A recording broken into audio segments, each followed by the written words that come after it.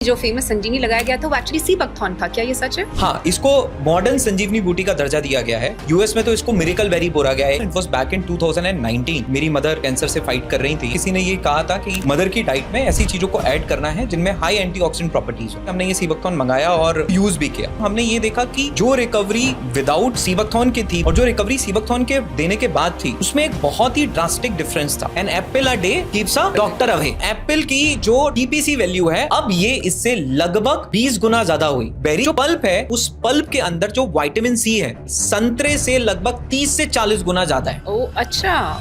रात में 2 बूंदें आपने सीबकथॉर्न ऑयल की अगर अपने चेहरे पे लगाई तो आपका पिगमेंटेशन, आपकी स्किन के रिंकल्स, इलास्टिसिटी में बड़ा ही फायदेमंद है। इन 16 वीक पिगमेंटेशन को अराउंड 18% कम कर देता है। तो it can work as a sunscreen also. आजकल सनस्क्रीन कार्सिनोजेनिक प्रॉपर्टीज है बैक ऑफ द लेबल पे। ये तो नेचुरल सनस्क्रीन है, इसमें फोटो प्रोटेक्टिव प्रॉपर्टीज हैं।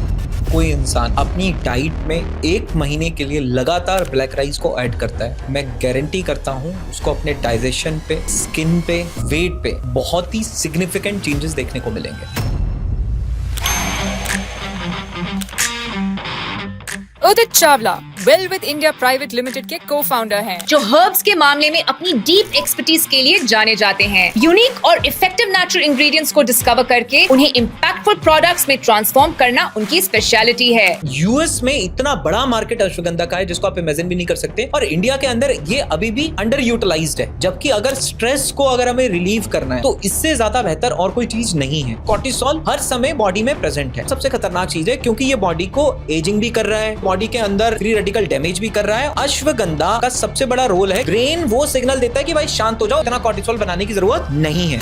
बेली फैट का जो बेसिक रीजन है, जब आप स्ट्रेस में होते हैं आपका ब्रेन बॉडी को ये सिग्नल देता है कि आप फैट को स्टोर करना शुरू कर दो। आप जितना ज्यादा स्ट्रेस में होगे उतना ज्यादा फैट स्टोर होगा, और वो फैट आपका बेली के अराउंड ही स्टोर होगा। आप अपने स्ट्रेस को कम कर ले जाते हैं तो ऑटोमेटिकली आप अपने बेली फैट को भी कम कर सकते हैं। तो हमारे मेडिसिनल हर्ब्स हर साल उनको लूज आउट कर रहे हैं। जिस तरीके की एजुकेशन एंड अवेयरनेस उन हर्ब्स के अराउंड होना चाहिए था, वो नहीं हुआ। कई बार देखते हैं जब 30 साल 35 साल के होने लगते हैं, धीरे से हम चीजों को भूलना शुरू कर देते हैं। वो बहुत ही अर्ली साइन होते हैं कि हमारा ब्रेन एज कर रहा है। यही सारी चीजें आगे चलकर अल्जाइमर, पार्किंसन डिसीजेस इनमें कन्वर्ट होती हैं। जामुन का एक्सट्रैक्ट में ये पाया गया कि उसमें जेम्बोलाइन और जेम्बोसिन 2 ऐसे कंपाउंड होते हैं, ये हमारे पैंक्रियास के बीटा सेल्स को रीजनरेट करने का काम करता है। तो this is how jamun is helpful in diabetes. Herbal product ecosystem को डेवलप करने में भी उनका काफी इंपॉर्टेंट रोल रहा है, और एंटरप्रेन्योर होने के साथ साथ वो एक एजुकेटर और पब्लिक स्पीकर भी हैं, जिनका मिशन अपनी नॉलेज और इंसाइट एक वाइडर ऑडियंस तक पहुंचाना है। आज हम उनका बॉडी टू बीइंग पॉडकास्ट पर तहे दिल से स्वागत करते हैं। हमारे पेरेंट्स ने हमें बचपन में दिया है ब्राह्मी और शंखपुष्पी दोनों दिया है। अच्छा, तभी आप आईआईटी में गए। राइट। आपने ये हर्ब्स तो सुने ही होंगे, छटमांसी, गिलोय, मुलेठी, ब्रह्मी। क्या आप जानते हैं कि ये हर्ब्स या तो थ्रेटेंड हैं या फिर इंडेंजर्ड? आज की डेट पे ऐसे 7000 हर्ब्स हैं जो हमने लूज कर दिए हैं, ये एक्सटिंक्ट हो चुके हैं। अब इसके कई सारे फैक्टर्स हैं। एक सबसे बड़ा फैक्टर है ग्रीन रेवोल्यूशन और दूसरा है ओवर हार्वेस्टिंग। मार्केट में इतने सारे आयुर्वेदिक हर्ब्स हैं कि हम इनको हार्वेस्ट तो कर लेते हैं बट वापस रिप्लेनिश और रीजेनरेट नहीं करते। तो आज के पॉडकास्ट में हम ऐसे लॉस्ट हर्ब्स की बात करेंगे जो या तो एंडेंजर्ड हैं या फिर उनकी वैल्यू और सिग्निफिकेंस लोगों को पता नहीं है। ये अवेलेबल जरूर हैं लेकिन लोग इसके बेनिफिट्स, पावर, यूजेस और एप्लीकेशन के बारे में नहीं जानते। तो आज का पॉडकास्ट हम लॉस्ट हर्ब्स पे करेंगे। इसके दौरान हम हर एक हर्ब का वैल्यू, बेनिफिट और यूजेस समझेंगे। और अगर तो आप नेक्स्ट 40 डेज तक दिए गए हर्ब्स को अपनी डेली लाइफ में इस्तेमाल करते हैं तो at the end of 40 days आपको एक गिफ्ट हैम्पर भी मिलेगा। और डिटेल्स जानने के लिए पॉडकास्ट को पूरा देखिए। You can now also listen to our masterclasses on Spotify. Follow Body to Being and stay tuned for more exciting masterclasses. Udit, India में 900 मेडिसिनल हर्ब्स हैं, मेडिसिनल प्लांट्स हैं। उनमें से करीबन 10% ऑलरेडी एक्सटिंक्ट हो चुके हैं। अगर तो स्टेटिस्टिक्स की माने तो हर 2 साल में एक मेडिसिनल प्लांट स्पीशी एक्सटिंक्ट हो रहा है। थ्रेटेंड की तो बात ही कुछ और है। इन सब के बीच आपने एक इनिशिएटिव लिया है where you have taken the owners of reviving ऐसे कुछ लॉस्ट हर्ब्स। ये हर्ब्स एग्जैक्टली हैं क्या, इनके बारे में हमें थोड़ा बताइए विद यूजेस, क्योंकि कई लोग जानते भी नहीं है कि ये है क्या और इनको यूज कैसे करा जाता है एवरीडे लाइफ में। राइट, आपने बिल्कुल सही बात बोली कि वी आर लूजिंग जो हमारे मेडिसिनल हर्ब्स हैं हर साल हम उनको लूज आउट कर रहे हैं। और इसके पीछे के कई रीजंस हैं, बिकॉज जिस तरीके की एजुकेशन एंड अवेयरनेस उन हब्स के अराउंड होना चाहिए था और जो कमर्शलाइजेशन होना चाहिए था, वो दोनों ही नहीं हुआ, और इसकी वजह से हम कहीं सारी हब्स को लूज आउट करते गए। हर एक हब में एक इकोनॉमिक्स भी छिपी होती है जो उस लोकल एरिया को बहुत सपोर्ट कर सकती है, राइट। लेट्स से कोई हब उत्तराखंड के किसी एक रीजन को बिलोंग करती है, जब उस हब को उसका जो पोटेंशियल है एजुकेशन और अवेयरनेस से मिलता है, तो वहाँ के लोकल्स के लिए भी एक बहुत अच्छा इकोसिस्टम इकोनॉमिक्स क्रिएट होता है, एक अर्निंग क्रिएट होती है। तो मैं ये बोलूँगा हर एक हब जो हमने लूज आउट करी है, उस लूज आउट हब के साथ हमने एक इकोनॉमिक्स को भी लूज आउट किया है। तो यही बात जब हमें रियलाइज हुई कि हमें इन हब्स को रिवाइव करना चाहिए, और जब हम खोज रहे थे, हब्स के ऊपर काम कर रहे थे कि कौन सी ऐसी हब्स हैं जो साइंटिफिकली बैक्ड हैं, जिनके बहुत ज़्यादा बेनिफिट्स हैं, बट अभी तक लोगों को या तो उनके बारे में एजुकेट ही नहीं किया गया या उनको सिग्निफिकेंस नहीं पता है। तो इसी प्रोसेस में हम कुछ हब्स तक पहुंचे, जिसमें से एक हब है सीबकथॉर्न, जिस तक हम पहुंचे। धीरे से हमें टर्मरिक, हम हर एक इंसान जानता है कि टर्मरिक के क्या फायदे हैं, टर्मरिक क्या होता है, लेकिन फिर हम टर्मरिक ऑयल तक पहुंचे, और तब हमें ये पता चला कि टर्मरिक जो हम सुनते आए इन पाउडर फॉर्मेट, वो तो कुछ नहीं है, असली यूज केस तो टर्मरिक ऑयल का है। Turmeric in oil format is far more powerful than turmeric in the powder format. उसके बाद कुकुम एक ऐसी हब है जो शायद एक रीजनल सिग्निफिकेंस ही होल्ड करके रखा और उसके बाहर कभी निकल के नहीं आई। जैसे कोस्टल बेल्ट में गोवा हो गया, महाराष्ट्र हो गया, इस एरिया में कोकम को सब जानते हैं, सोल कड़ी वगैरह पीते हैं, सोल कड़ी, फिश करी बनाते हैं, तो उसमें बहुत यूज होता है। लेकिन जब आप नदर्न रीजन में आ जाएंगे तो वहां बहुत सारे लोग कुकुम जानते ही नहीं है क्या होता है, इसका क्या यूज केस है, इसको कैसे यूज करा जाना चाहिए। ऐसे ही कई सारी हब्स हैं, गार्सिनिया कंबोजिया है, कॉन्च बीज है, इस तरह की कई सारी हब्स थी। तो हमने फिर यही ऑब्जेक्टिव लिया कि हमने इन हब्स को आइडेंटिफाई करना है और इनके ऊपर काम करना शुरू करना है। और इसी प्रोसेस में जो सबसे पहली हब हमें एक बहुत ही पोटेंशियल हब मिली, that was sea buckthorn. It was back in 2019, जब सीबकथॉर्न के बारे में ऐसे ही कहीं एक रिसर्च पेपर पढ़ते पढ़ते उसके बारे में पता चला। और उस पॉइंट ऑफ टाइम पे मेरी मदर कैंसर से फाइट कर रही थी, तो उस प्रोसेस में सीबकथॉर्न के फायदे मैंने पढ़ने शुरू करे, क्योंकि किसी ने ये कहा था कि मदर की डाइट में ऐसी चीज़ों को ऐड करना है जिनमें हाई एंटीऑक्सीडेंट प्रॉपर्टीज हो। और फिर कहीं से हमने ये सीबकथॉर्न मंगाया और इसके ऊपर रिसर्च भी हम लोग कर रहे थे और इसको यूज़ भी किया। जब हमने इसको यूज़ किया तो हमने ये देखा कि जो रिकवरी विदाउट सीबकथॉर्न की थी, बिना सीबकथॉर्न दिए हुए थी, और जो रिकवरी सीबकथॉर्न के देने के बाद थी, उसमें एक बहुत ही ड्रास्टिक डिफरेंस था। और कहीं ना कहीं फिर जब इसके बारे में और डीप पढ़ना शुरू करा, इन डिटेल में हम लोग जब और अंदर तक गए, तो हमारी मुलाकात एक पर्सन से हुई जिनका नाम है डॉक्टर ब्रह्म सिंह जी, जिनको पद्मश्री अवार्ड से भी सम्मानित किया गया 2014 में। अब देखिए, पद्मश्री हमारे कंट्री का 4th हाईएस्ट सिविलियन अवार्ड है, जो हर किसी को नहीं मिलता है। लेकिन आप समझिए कि किसी एक इंसान ने लगभग एक हब के ऊपर 20 साल काम किया, और 20 साल काम करने के बाद उनको पद्मश्री अवार्ड से भी सम्मानित किया गया। लेकिन ताज्जुब की बात यह है कि इतना सब कुछ होने के बाद भी लोगों को पता ही नहीं था कि सीबकथॉर्न होता क्या है, और ना ही उसकी कोई कमर्शलाइजेशन किया गया था। और फिर जब हमने सीबकथॉर्न पे काम करना शुरू करा तो हमें ये पता चला कि इसमें तो लगभग 200 से ज़्यादा साइंटिफिक रिसर्चेस इस सीबकथॉर्न पे पब्लिश हो चुकी हैं, और सिर्फ भारत में नहीं, देशों विदेशों में पब्लिश हो चुकी हैं। और काम करते करते हमें ये भी पता चला कि रशिया ने इस पे खूब सारा काम किया है, और 1920 में से रशिया ने सीबकथॉर्न पे काम करना शुरू किया। और 1980s में जब रशिया अपने स्पेस कॉस्मोनॉट प्रोग्राम को एग्जीक्यूट कर रहा था, तो रशियन कॉस्मोनॉट्स को स्पेसिफिकली उनको स्ट्रेस से बचने के लिए जो दिया गया वो सीबकथॉर्न जूस दिया गया, और यूवी रेडिएशन से बचने के लिए सीबकथॉर्न ऑयल दिया गया, और इसीलिए स्पेस में। And that's why we can say कि sea buckthorn was the first fruit juice to go in space. Sea buckthorn space तक तो पहुंच गया, लेकिन अर्थ तक नहीं पहुंचा। यहां पे लोगों को कभी इसका आइडिया ही नहीं लगा कि ये सीबकथॉर्न होता क्या है। और सिर्फ इतना ही नहीं, उसके बाद 2008 के बीजिंग ओलंपिक्स जो हुए, वहां सीबकथॉर्न नेशनल ड्रिंक बना। स्पेसिफिकली एथलीट्स को, चाइनीज के जो ओलंपियंस थे, उनको स्पेसिफिकली सीबकथॉर्न दिया गया उनकी परफॉर्मेंस को एनहांस करने के लिए। और उसके बाद तो फिर धीरे धीरे करके इंडिया के अंदर अगर मैं बातचीत करूं तो सीबकथॉर्न पे खूब काम हुआ।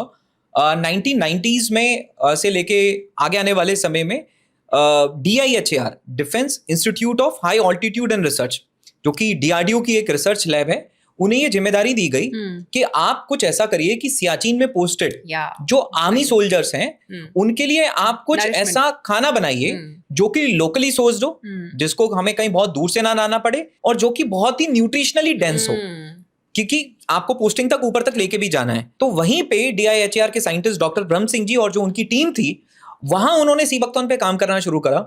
और मैं आपको बताऊं, जब उन्होंने सीबकथॉर्न पे काम करा, 1 साल के बाद उन्होंने एक स्टेटमेंट दिया जो मैंने कई बार डॉक्टर ब्रह्म सिंह जी के मुंह से सुना है और मैं आज उसको रिपीट करना चाहता हूं। उन्होंने कहा कि sea buckthorn is a gold mine of Ladakh. ये लद्दाख की गोल्ड माइन है in terms of health and economics. फिर सीबकथॉर्न के इस्तेमाल से DIHR ने कई सारे ऐसी चीजें बनाई जिनको उन्होंने आर्मी सोल्जर्स को देना शुरू किया, जिससे हाई ऑल्टीट्यूड्स में देना शुरू करा, क्योंकि हाई ऑल्टीट्यूड में AMS की प्रॉब्लम होती है, एक्वेट माउंटेन सिंड्रोम होता है, ऑक्सीजन बहुत डिप्लीट हो जाती है, और उन्होंने वो सारी चीजें वहां पे आर्मी सोल्जर्स को देनी शुरू करी और कई सारी प्रोडक्ट लाइन उसके ऊपर डेवलप करी और सारी रिसर्च को उन्होंने एक जगह पे एक्यूमुलेट किया।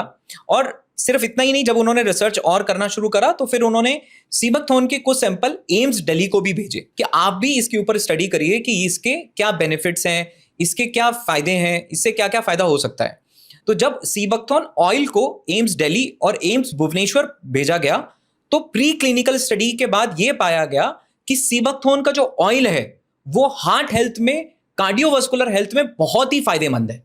ये सिर्फ फोकलोर नहीं है, एम्स दिल्ली और एम्स भुवनेश्वर का रिसर्च पेपर है जहां ये पब्लिश किया गया कि इसके तो हार्ट हेल्थ में बहुत ही अच्छे फायदे हैं अगर इसको ऑयल फॉर्मेट में लिया जाए, क्योंकि इसमें ओमेगा बहुत अच्छी मात्रा में होते हैं और वो ओमेगा से हमारा कोलेस्ट्रॉल बैलेंस होना शुरू होता है, बैड कोलेस्ट्रॉल कम होते हैं, राइट, गुड कोलेस्ट्रॉल बढ़ाने का काम ये करता है, ट्राइग्लिसराइड्स को मैनेज करता है इनका ऑयल। तो अगर सीबकथॉर्न ऑयल अगर कोई ले रहा है तो हार्ट हेल्थ के लिए तो ये एक बहुत ही अच्छा वरदान है। मैंने तो ये भी सुना था, ये आपने जो बोला संजीवनी बूटी, हाँ, जो लक्ष्मण को बाण लगा था रावण का, तो जो संजीवनी, जो फेमस संजीवनी लगाया गया था वो एक्चुअली सीबकथॉर्न था। क्या ये सच है?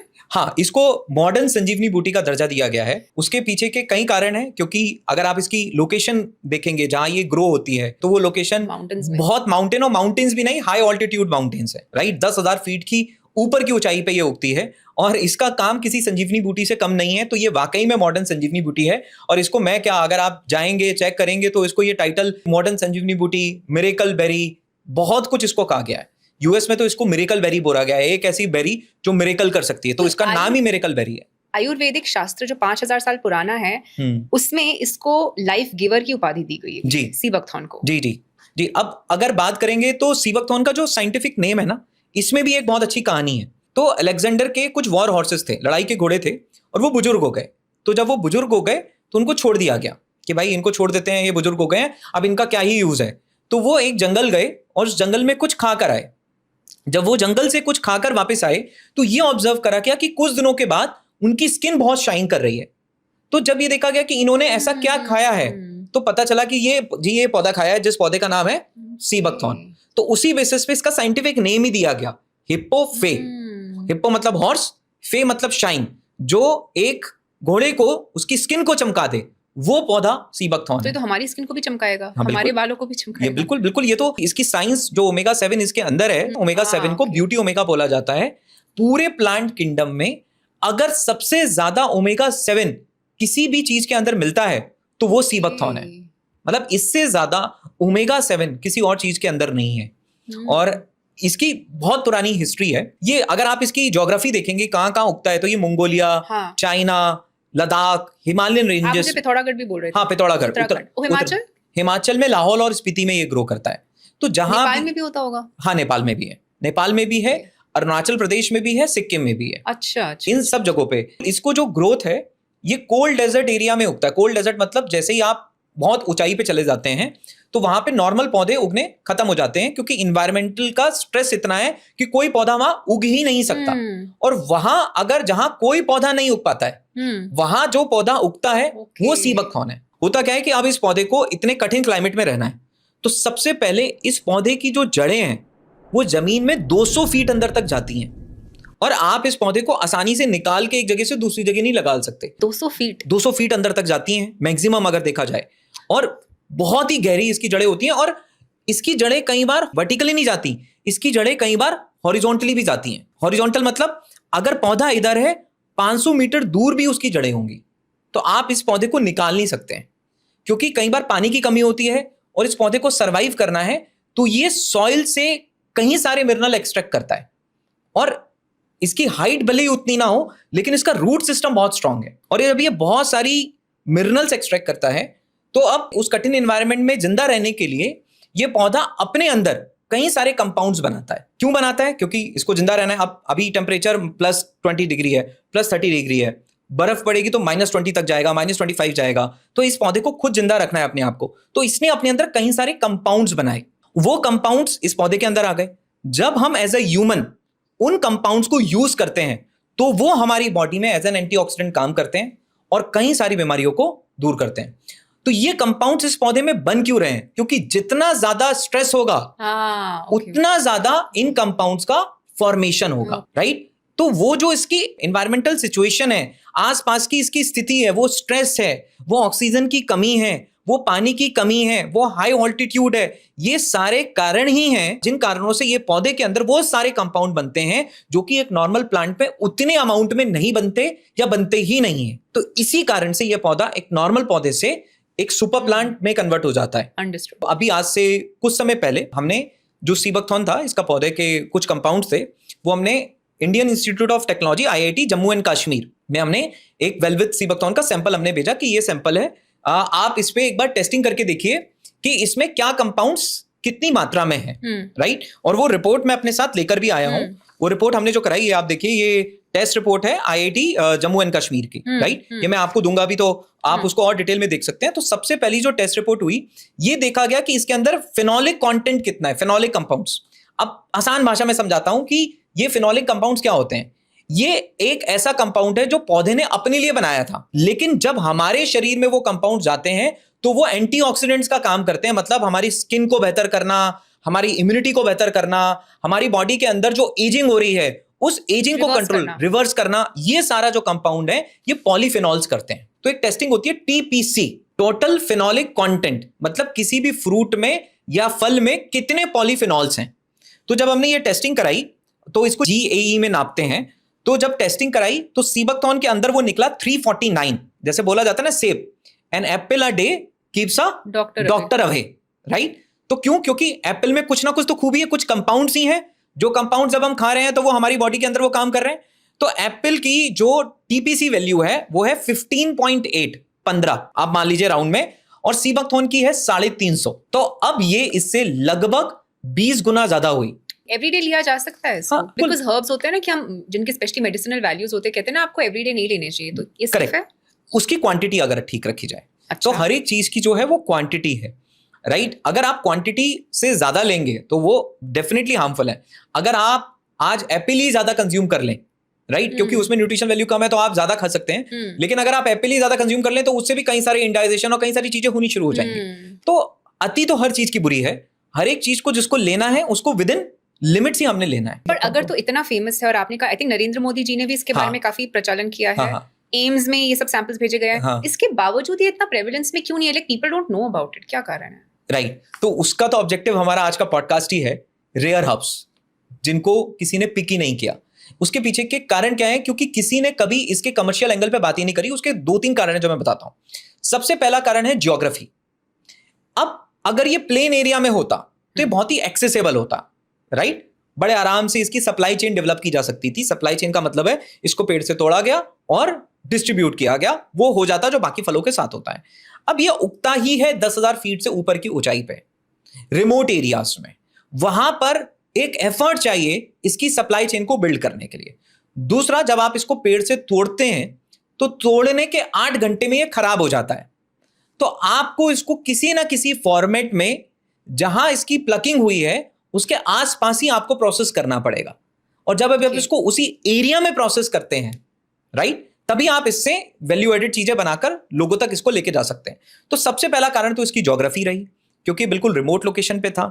दूसरा, इसकी शेल्फ लाइफ, कि इसको प्रोसेस करना था आपको उसी लोकेशन पे जहां ये उग रहा है। तीसरा, ये मेजरली लद्दाख में हो रहा था।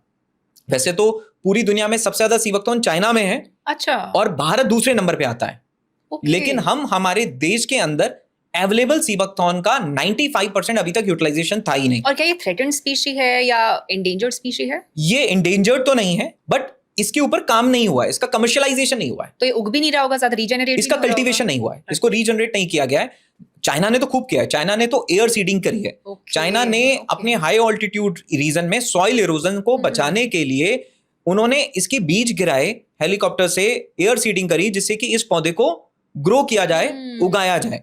बट इंडिया के अंदर क्या है, देखिए किसी भी पौधे पे काम कब होता है, जब उसकी कोई कमर्शियल वैल्यू बनती है, राइट। अभी क्या है, हमारे पास पूरे भारत में 11,000 हेक्टेयर सीबकथॉर्न अवेलेबल है, जो कि कम क्वांटिटी नहीं है, अच्छी खासी क्वांटिटी है। अब जब तक इस 11,000 हेक्टेयर सीबकथॉर्न का यूटिलाइजेशन नहीं होगा तो कोई इसका कल्टीवेशन क्यों करेगा, कोई क्यों ही इसको उगाएगा। तो पहले तो इसकी कमर्शियलाइजेशन, इससे कुछ लोगों तक इसकी जानकारी पहुंचे, वैल्यू पहुंचे, तभी तो कल्टीवेशन स्टार्ट होगा। अब अच्छी बात यह क्या है कि इस साल से इसका कल्टीवेशन स्टार्ट हो रहा है।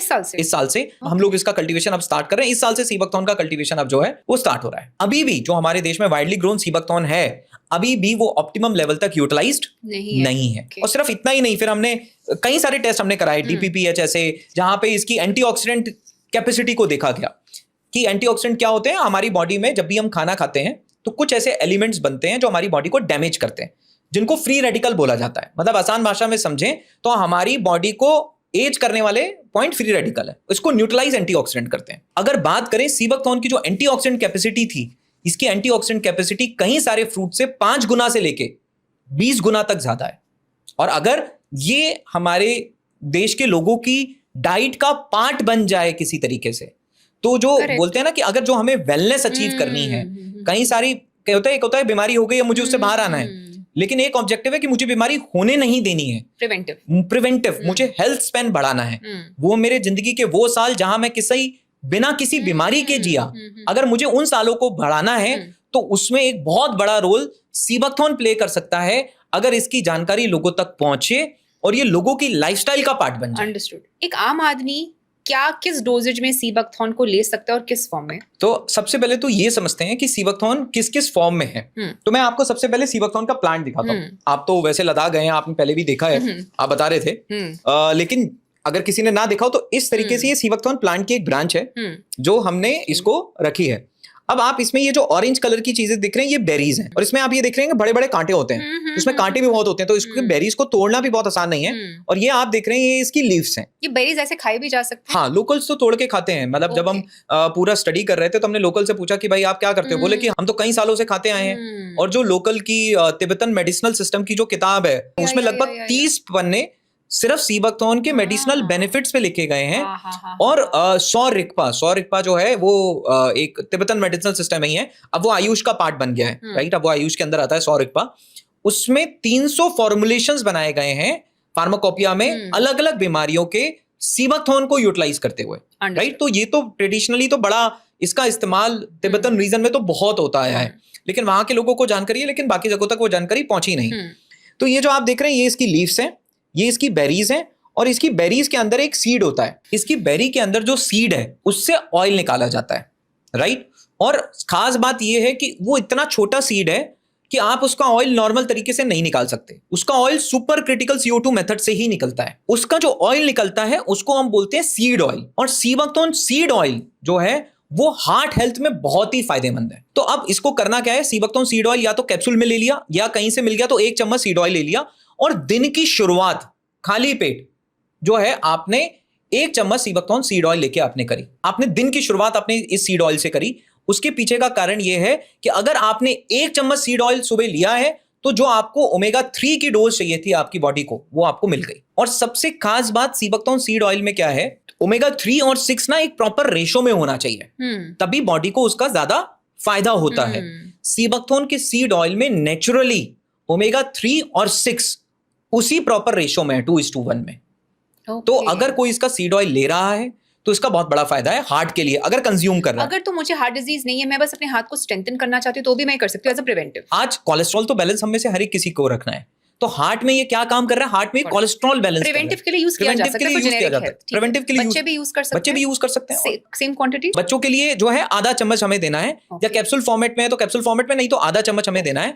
और सबसे खास बात क्या है सीबकथॉर्न के सीड ऑयल की बच्चों के लिए, बच्चों का अगर आपको ब्रेन डेवलप करना है तो उसमें ओमेगा सबसे पावरफुल चीज है, राइट। मतलब अगर आप कोई भी इंसान कोई भी पेरेंट्स अगर स्टडी करने जाएगा कि मुझे अपने बच्चों की कॉग्निटिव एबिलिटीज का डेवलप करनी है, उनके ब्रेन को स्ट्रॉन्ग करना है, तो हमें डेफिनेटली हमारे बच्चों की डाइट में ऐसी चीजें ऐड करनी है जहां से उन्हें ज्यादा से ज्यादा ओमेगा मिल सके, क्योंकि हमारे ब्रेन्स के जो सेल हैं और जो मैसेंजर्स हैं, ट्रांसमिटर्स हैं, इन सबको बनाने में ओमेगा की जरूरत पड़ती है। ओके, अब वो ओमेगा के कई सोर्सेस हैं। जनरली लोग फिश ऑयल खाते हैं, फिश ऑयल कैप्सूल लेते हैं, तो वो फिश ऑयल कैप्सूल किस लिए लेते हैं? वो ओमेगा के लिए ही लेते हैं, राइट? तो कई बार लोग फ्लैक्सीड ऑयल लेते हैं, वो भी लोग ओमेगा के लिए लेते हैं। जैसे बोला जाता है तिल का तेल बड़ा फायदेमंद है, वो क्यों फायदेमंद है? वो ओमेगा की वजह से फायदेमंद है, उससे कई गुना ज्यादा पावरफुल इसका सीबकथॉर्न का सीड ऑयल है। आप मुझे स्किन का बोल रहे थे, मुझे स्किन का नुस्खा दीजिए अगर तो मुझे अपनी स्किन को बेटर करना है, शाइन देना है, जैसे वो घोड़ों में शाइन आई थी, तो क्या करना तो चाहिए? बेरी ऑयल, सीबकथॉर्न का बेरी ऑयल। अब जो आप बेरी देख रहे हैं ना, ये आपने जो ऊपर ऑरेंज कलर की बेरी देखी, इस बेरी का भी ऑयल निकलता है। तो अब आप ध्यान से समझिएगा, सीड ऑयल में ओमेगा 3 बहुत ज्यादा था, बेरी के ऑयल में ओमेगा 7 बहुत ज्यादा होता है, और ओमेगा 7 को बोला जाता है ब्यूटी ओमेगा। तो अगर किसी ने इसके सीबकथॉर्न के बेरी ऑयल की 2 बूंदें रात में आप अपने चेहरे पे मसाज कर लो, एक्सटर्नली, हाँ एक्सटर्नली आप मसाज कर लो, इंटरनली आप ले रहे हो तो वो तो इंटरनली भी हील करेगा।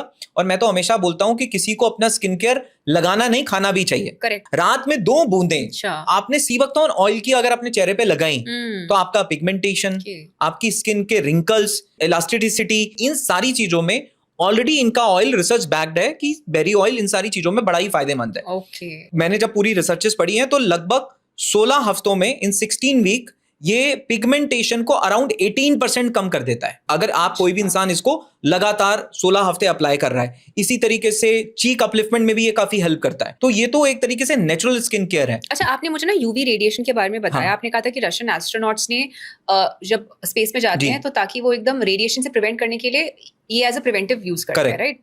तो ये तो it can work as a sunscreen also. ये बिल्कुल बिल्कुल, ये तो नेचुरल सनस्क्रीन है। और आजकल सनस्क्रीन को तो आप जानते हो ना, बोलते हैं ना कैंसरस कार्सिनोजेनिक प्रॉपर्टीज है बैक ऑफ द लेबल पे, दिस कैन बी यूज्ड। हाँ, तो ये तो नेचुरल सनस्क्रीन है, इसमें फोटो प्रोटेक्टिव प्रॉपर्टीज हैं। तो अगर मैं इसकी साइंस में जाऊं तो इसको फोटो प्रोटेक्टिव बोला जाता है। फोटो मतलब जो यूवी रेडिएशन से बचा सके। तो ये स्किन के ऊपर एक तरीके से पूरी एक लेयर क्रिएट कर देता है जो यूवी रेडिएशंस को पास नहीं होने देता है। अंडरस्टूड। तो मैं उसको कैसे यूज करूं as a UV protector, as a sunscreen? कई लोग क्या करते हैं, जो वो अपनी नॉर्मल क्रीम अप्लाई कर रहे हैं उसमें 1 से 2 बूंद सीबकथॉर्न बेरी ऑयल की वो ऐड कर लेते हैं। ये भी एक तरीका है, लेकिन इससे ज्यादा बेहतर क्या है? इससे ज्यादा बेहतर ये है कि आप 1 ड्रॉप सीबकथॉर्न, आपने ऑयल लिया, उसको हल्का सा पानी में मिक्स किया और उसको आपने अपने चेहरे पे मसाज कर लिया नहाने के बाद, क्योंकि जनरली नहाने के बाद आपका चेहरा ड्राई होता है। तो वहां पे आपने इसको मसाज कर लिया और उसके बाद ये अपना जो सनस्क्रीन का काम है वो ये कर सकता है। और अगर इसको नाइट रूटीन में ऐड करना है तो नाइट रूटीन में आप रात में इसकी 1-2 बूंदे आप लगा के सो जाइए, दिन में 1 ही बूंद लगाइए, क्योंकि हल्का सा ये ऑरेंज टेक्सचर इसमें होता है, ये ऑरेंज कलर होता है जो इसके अंदर आता है, कार्टिनॉइड्स की वजह से आता है, तो वो ऑरेंज टेक्सचर होता है। दिन में वो थोड़ा सा 1 बूंद भी काफी है, रात में आपने 2 बूंद लगाई। और अगर आप इसको हेयर में भी अप्लाई करना चाहते हैं, इसके हेयर में भी प्रिवेंटिव है ये प्रिवेंटिव है, ये डैंड्रफ को कम करने का काम करता है। देखिए, हेयर फॉल तो कई कारणों से होता है, लेकिन डैंड्रफ को कंट्रोल करने का काम ये करता है। तो उसमें क्या है कि आपने कोई कैरियर ऑयल ले लेना है। कैरियर ऑयल मतलब आपने कोकोनट ले लिया, सेसमे ऑयल ले लिया, कोई भी ऑयल आपने ले लिया, उसमें 2-3 बूंदे आपने सीबकथॉर्न बेरी ऑयल की डाल दी। तो फेस के लिए बेरी ऑयल लेना है और जो बालों के लिए आपको बेरी और सीड दोनों का कॉम्बिनेशन लेना है। तो आपने 1-2 बूंद बेरी ऑयल की ऐड कर दी, 1-2 बूंद सीड ऑयल की ऐड कर दी, और आपने अपना कोई कैरियर ऑयल ले लिया, कोकोनट ले लिया, सेसमे ऑयल आपने ले लिया, तो वो तो सबसे ज्यादा बेस्ट है। अच्छा। तो उससे अगर आपने मसाज किया तो उसमें आपका जो डैंड्रफ है उसमें ये काफी फायदेमंद है। Understood, right? तो ये इसके स्किन पे बेनिफिट्स हो गए। एक और क्वेश्चन है, अगर तो मैंने इसको externally as a sunscreen use करा है तो मुझे एक्सटर्नली अब सनस्क्रीन लगाने की जरूरत नहीं है, राइट? जरूरत नहीं है इसको, ये नेचुरली फोटो, मैंने बोला नेचुरली ही फोटो प्रोटेक्टिव है। और एक फेमस हॉलीवुड एक्ट्रेस है सलमा हायक, राइट? अगर आप उनकी वीडियोस देखेंगे, उन्होंने तो कई वीडियोस में इस बात को कहा है कि ये तो नेचुरल कोलेजन बूस्टर है स्किन के लिए। तो सलमा हायक की वीडियोस हैं जहां उन्होंने ये कहा है कि सीबकथॉर्न मेरी डाइट का रेगुलर पार्ट है। मैं सीबकथॉर्न को as in the diet form कैसे कैसे कंज्यूम कर सकती हूं? तो ये तो ऑयल हो गया, इस ऑयल को आप कंज्यूम भी कर सकते हैं। अगर आपने लगाया तो वो आपकी स्किन का बेनिफिट हो गया, हेयर का बेनिफिट हो गया। आपने इसको कंज्यूम करा तो वो आपका हार्ट का बेनिफिट हो गया और अंदर से स्किन का बेनिफिट भी हुआ, राइट? क्योंकि ओमेगा हार्ट में भी फायदेमंद है, ओमेगा स्किन में भी फायदेमंद है। अब इसका दूसरा जो फॉर्म है वो है पल्प। जो इसका बेरी थी, जब आपने उसका जूस निकाल लिया, जो गुदा पल्पिंग कर दी उसकी, अब जो पल्प है, उस पल्प की खास बात यह है कि उस पल्प के अंदर जो विटामिन सी है, राइट, वो विटामिन सी संतरे से लगभग 30 से 40 गुना ज्यादा है। संतरे के अंदर 56 mg पर 100 ग्राम विटामिन सी होता है, इसके अंदर वो 3500-4000 mg तक जाता है। तो आप कंपेयर कर लीजिए कितना। और सिर्फ विटामिन सी नहीं है, अब कई लोग बोलते हैं विटामिन सी तो चलो मैं आंवला से भी ले लूंगा, करेक्ट। इसके बाद विटामिन ई इसके अंदर एवोकाडो से 5 गुना ज्यादा है, विटामिन ए इसके अंदर गाजर से 3 गुना ज्यादा है, इसके अंदर एसटीपी है जो सेरोटोनिन बनाता है, जो माइंड को रिलैक्स करता है। तो इसके पल्प के अंदर लगभग 190 बायोएक्टिव कंपाउंड है। जैसे होता है ना कि हम मॉल क्यों जाते हैं, क्योंकि मॉल में हमें सारी चीजें एक जगह मिल जाती हैं। तो सीबकथॉर्न एक तरीके से वही मॉल है जहां कई सारे बायोएक्टिव कंपाउंड्स जो हमारे शरीर को चाहिए वो सारे के सारे एक ही जगह पे मिल जाते हैं। तो ये एक तरीके से इसीलिए इसको फूड की जगह इसको सुपर फूड बोला जाता है। ओ अच्छा, तो इसको सुपर फूड का दर्जा दिया गया है। और अगर कोई इंसान सीबकथॉर्न पल्प को रेगुलर अपनी डाइट का पार्ट बना के रखता है, 10-15 दिन में तो उसको अपने डाइजेशन और स्किन पे फायदा देखने को मिलेगा, 1 महीने में उसको अपनी एनर्जी में फायदा देखने को मिलेगा, और अगर वो 3 महीने लगातार यूज कर रहा है तो अगर उसको हार्मोनल इंबैलेंस था या बहुत ज्यादा स्ट्रेस था या ऑलरेडी शरीर में किसी तरीके का कोई लाइफस्टाइल डिसऑर्डर पहले से चल रहा था, तो लगभग 90 दिनों में उसके फायदे दिखने शुरू हो जाते हैं। और फिर आती हैं इसकी पत्तियां, इसकी जो लीव्स हैं। कोविड के समय मेंबर ऑफ पार्लियामेंट्स को डीआरडीओ ने मेंबर ऑफ पार्लियामेंट को इसी की पत्तियों से बनी चाय सर्व की थी, क्योंकि इसकी पत्तियों के अंदर भी काफी एंटी इंफ्लेमेटरी प्रॉपर्टीज हैं, मतलब बॉडी के अंदर से इन्फ्लेमेशन को कम करने की ताकत है। और इसकी जो पत्तियां हैं वो रुमेटॉइड आर्थराइटिस जिनको है, जिनको जॉइंट पेन की आर्थराइटिस की रुमेटॉइड आर्थराइटिस की समस्या है, घुटनों में कभी आपने देखा होगा उंगलियां मुड़ जाती हैं, वो रुमेटॉइड आर्थराइटिस है, उसमें इसकी सीबकथॉर्न लीफ एक्सट्रैक्ट बहुत ही फायदेमंद पाया गया है। और माइंड को रिलैक्स करने में भी ये काफी फायदेमंद पाया गया। अंडरस्टूड। तो बेसिकली ओवरऑल बेनिफिट्स है। तो अगर हाँ। तो मुझे मॉर्निंग टू नाइट अपना सीबकथॉर्न को अपने रूटीन में इंक्लूड करना होता तो कैसे मैं इसको इंक्लूड करती? सुबह से स्टार्ट करते हैं, आपने बोला पहले ऑयल से स्टार्ट करो। हाँ, सबसे पहले तो मॉर्निंग में आपने ऑयल ले लिया, ओके, तो वो आपने ऑयल कंज्यूम और कर कितना लिया। ऑयल लिया? हाफ स्पून आपको ऑयल लेना है, बच्चा बड़ा समान? हाँ, हाफ स्पून या maximum 1 spoon to half spoon, but half spoon is enough. Empty stomach आपने ले लिया। उसके बाद सेकंड आपका है कि आपने पल्प ले लिया। पल्प कब लेना चाहिए? आप ब्रेकफास्ट के साथ भी ले सकते हो और आप लंच के साथ भी ले सकते हो। और इवनिंग में कितना लिया पल्प आपको 5 to 10 ml लेना है, 1 ग्लास पानी में डाइल्यूट करना है। आपको 1 ग्लास पानी में 5 to 10 ml लेना है, इससे ज्यादा नहीं लेना है। Got it. और इवनिंग में आपने सीबकथॉर्न की एक चाय ले ली।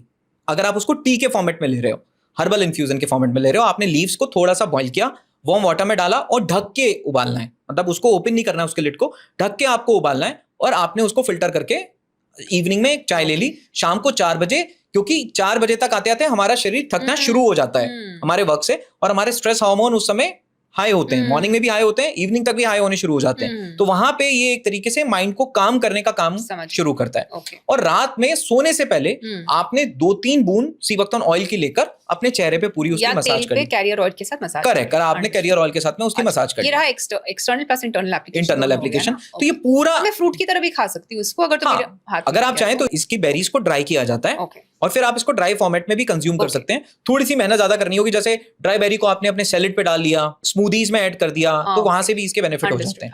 तो जो आप पल्प बोल रहे हो इसी को जूस बोलते हैं क्या? जो पल्प में पानी में मिला दिया इसको जूस बोलते हैं? करेक्ट, इसको पल्प बोलते हैं। जूस क्या है? अगर इसको डाइल्यूट कर दिया तो वो जूस हो गया। पल्प मतलब जिसमें से बेरी ऑयल नहीं निकाला गया है, अच्छा, तो वो पल्प है।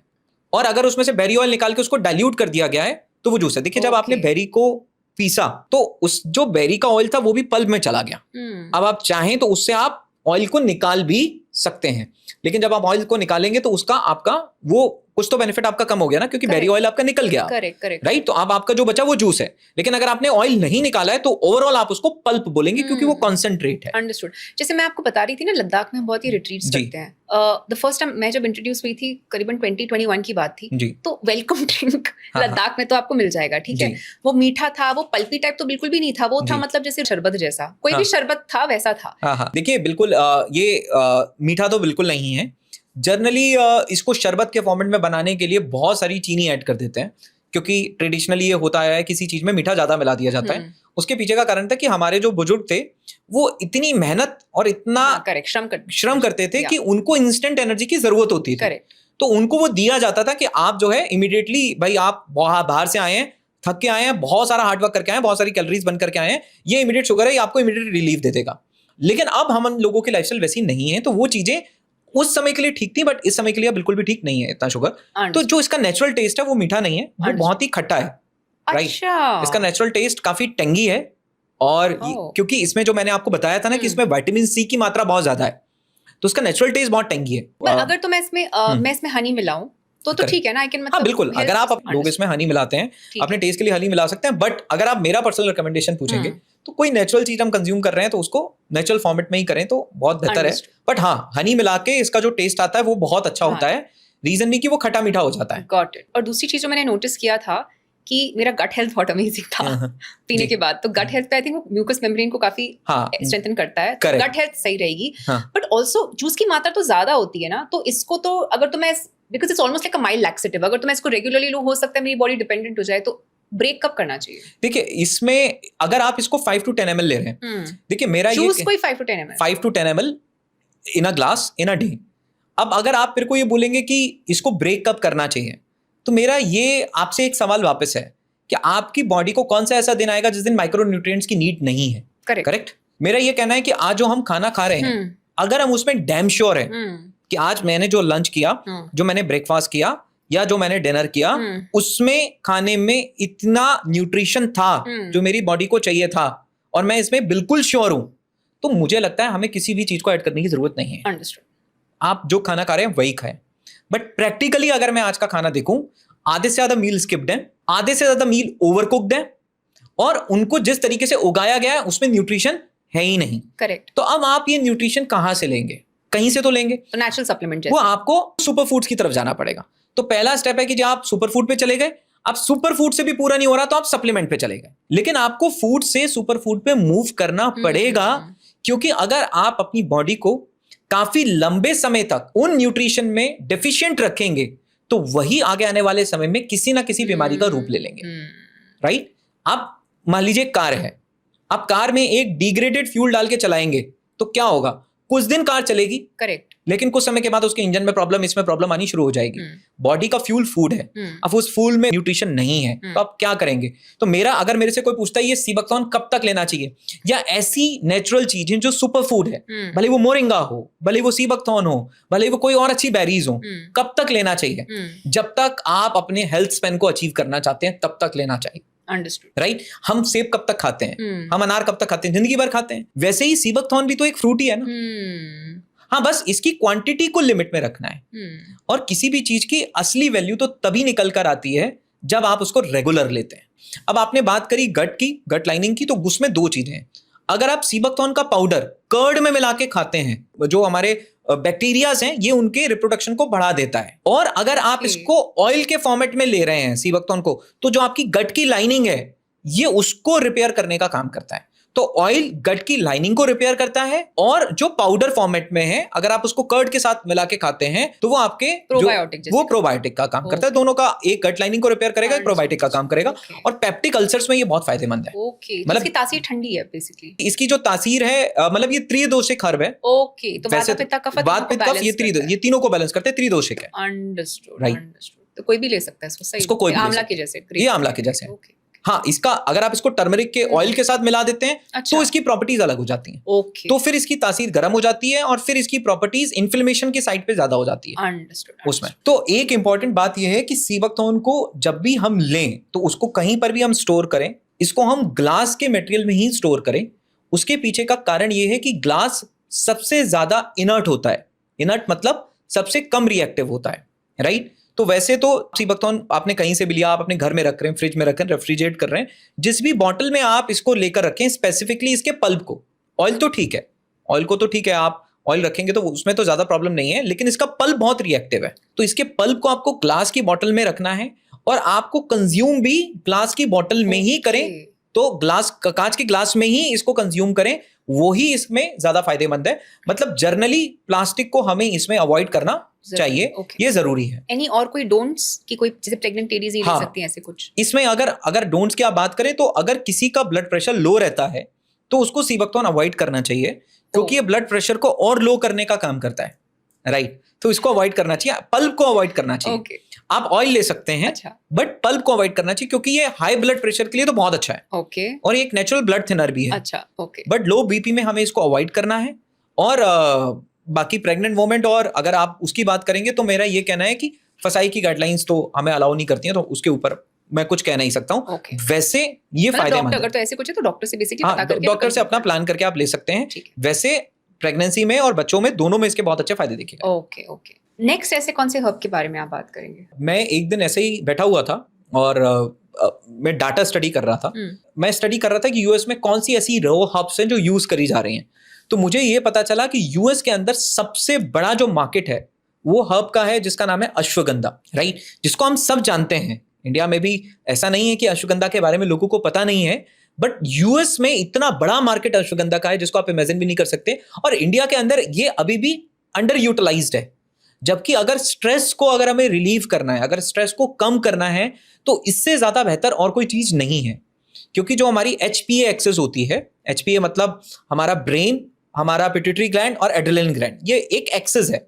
जब भी हम किसी स्ट्रेस की सिचुएशन में आते हैं, मान लीजिए हमारी बॉडी में कोई भी स्ट्रेस हुआ, राइट, तो हमारा ब्रेन हमारे पिट्यूटरी ग्लैंड को सिग्नल देता है, वो हमारे एड्रेनल ग्लैंड को सिग्नल देता है और एड्रेनल ग्लैंड कॉर्टिसोल बनाना शुरू करता है, राइट, कि भाई कोई प्रॉब्लम है, एक्टिव मोड में रहो, राइट, कुछ होने वाला है, आपको एक्टिव रहना है, ये नॉर्मल है।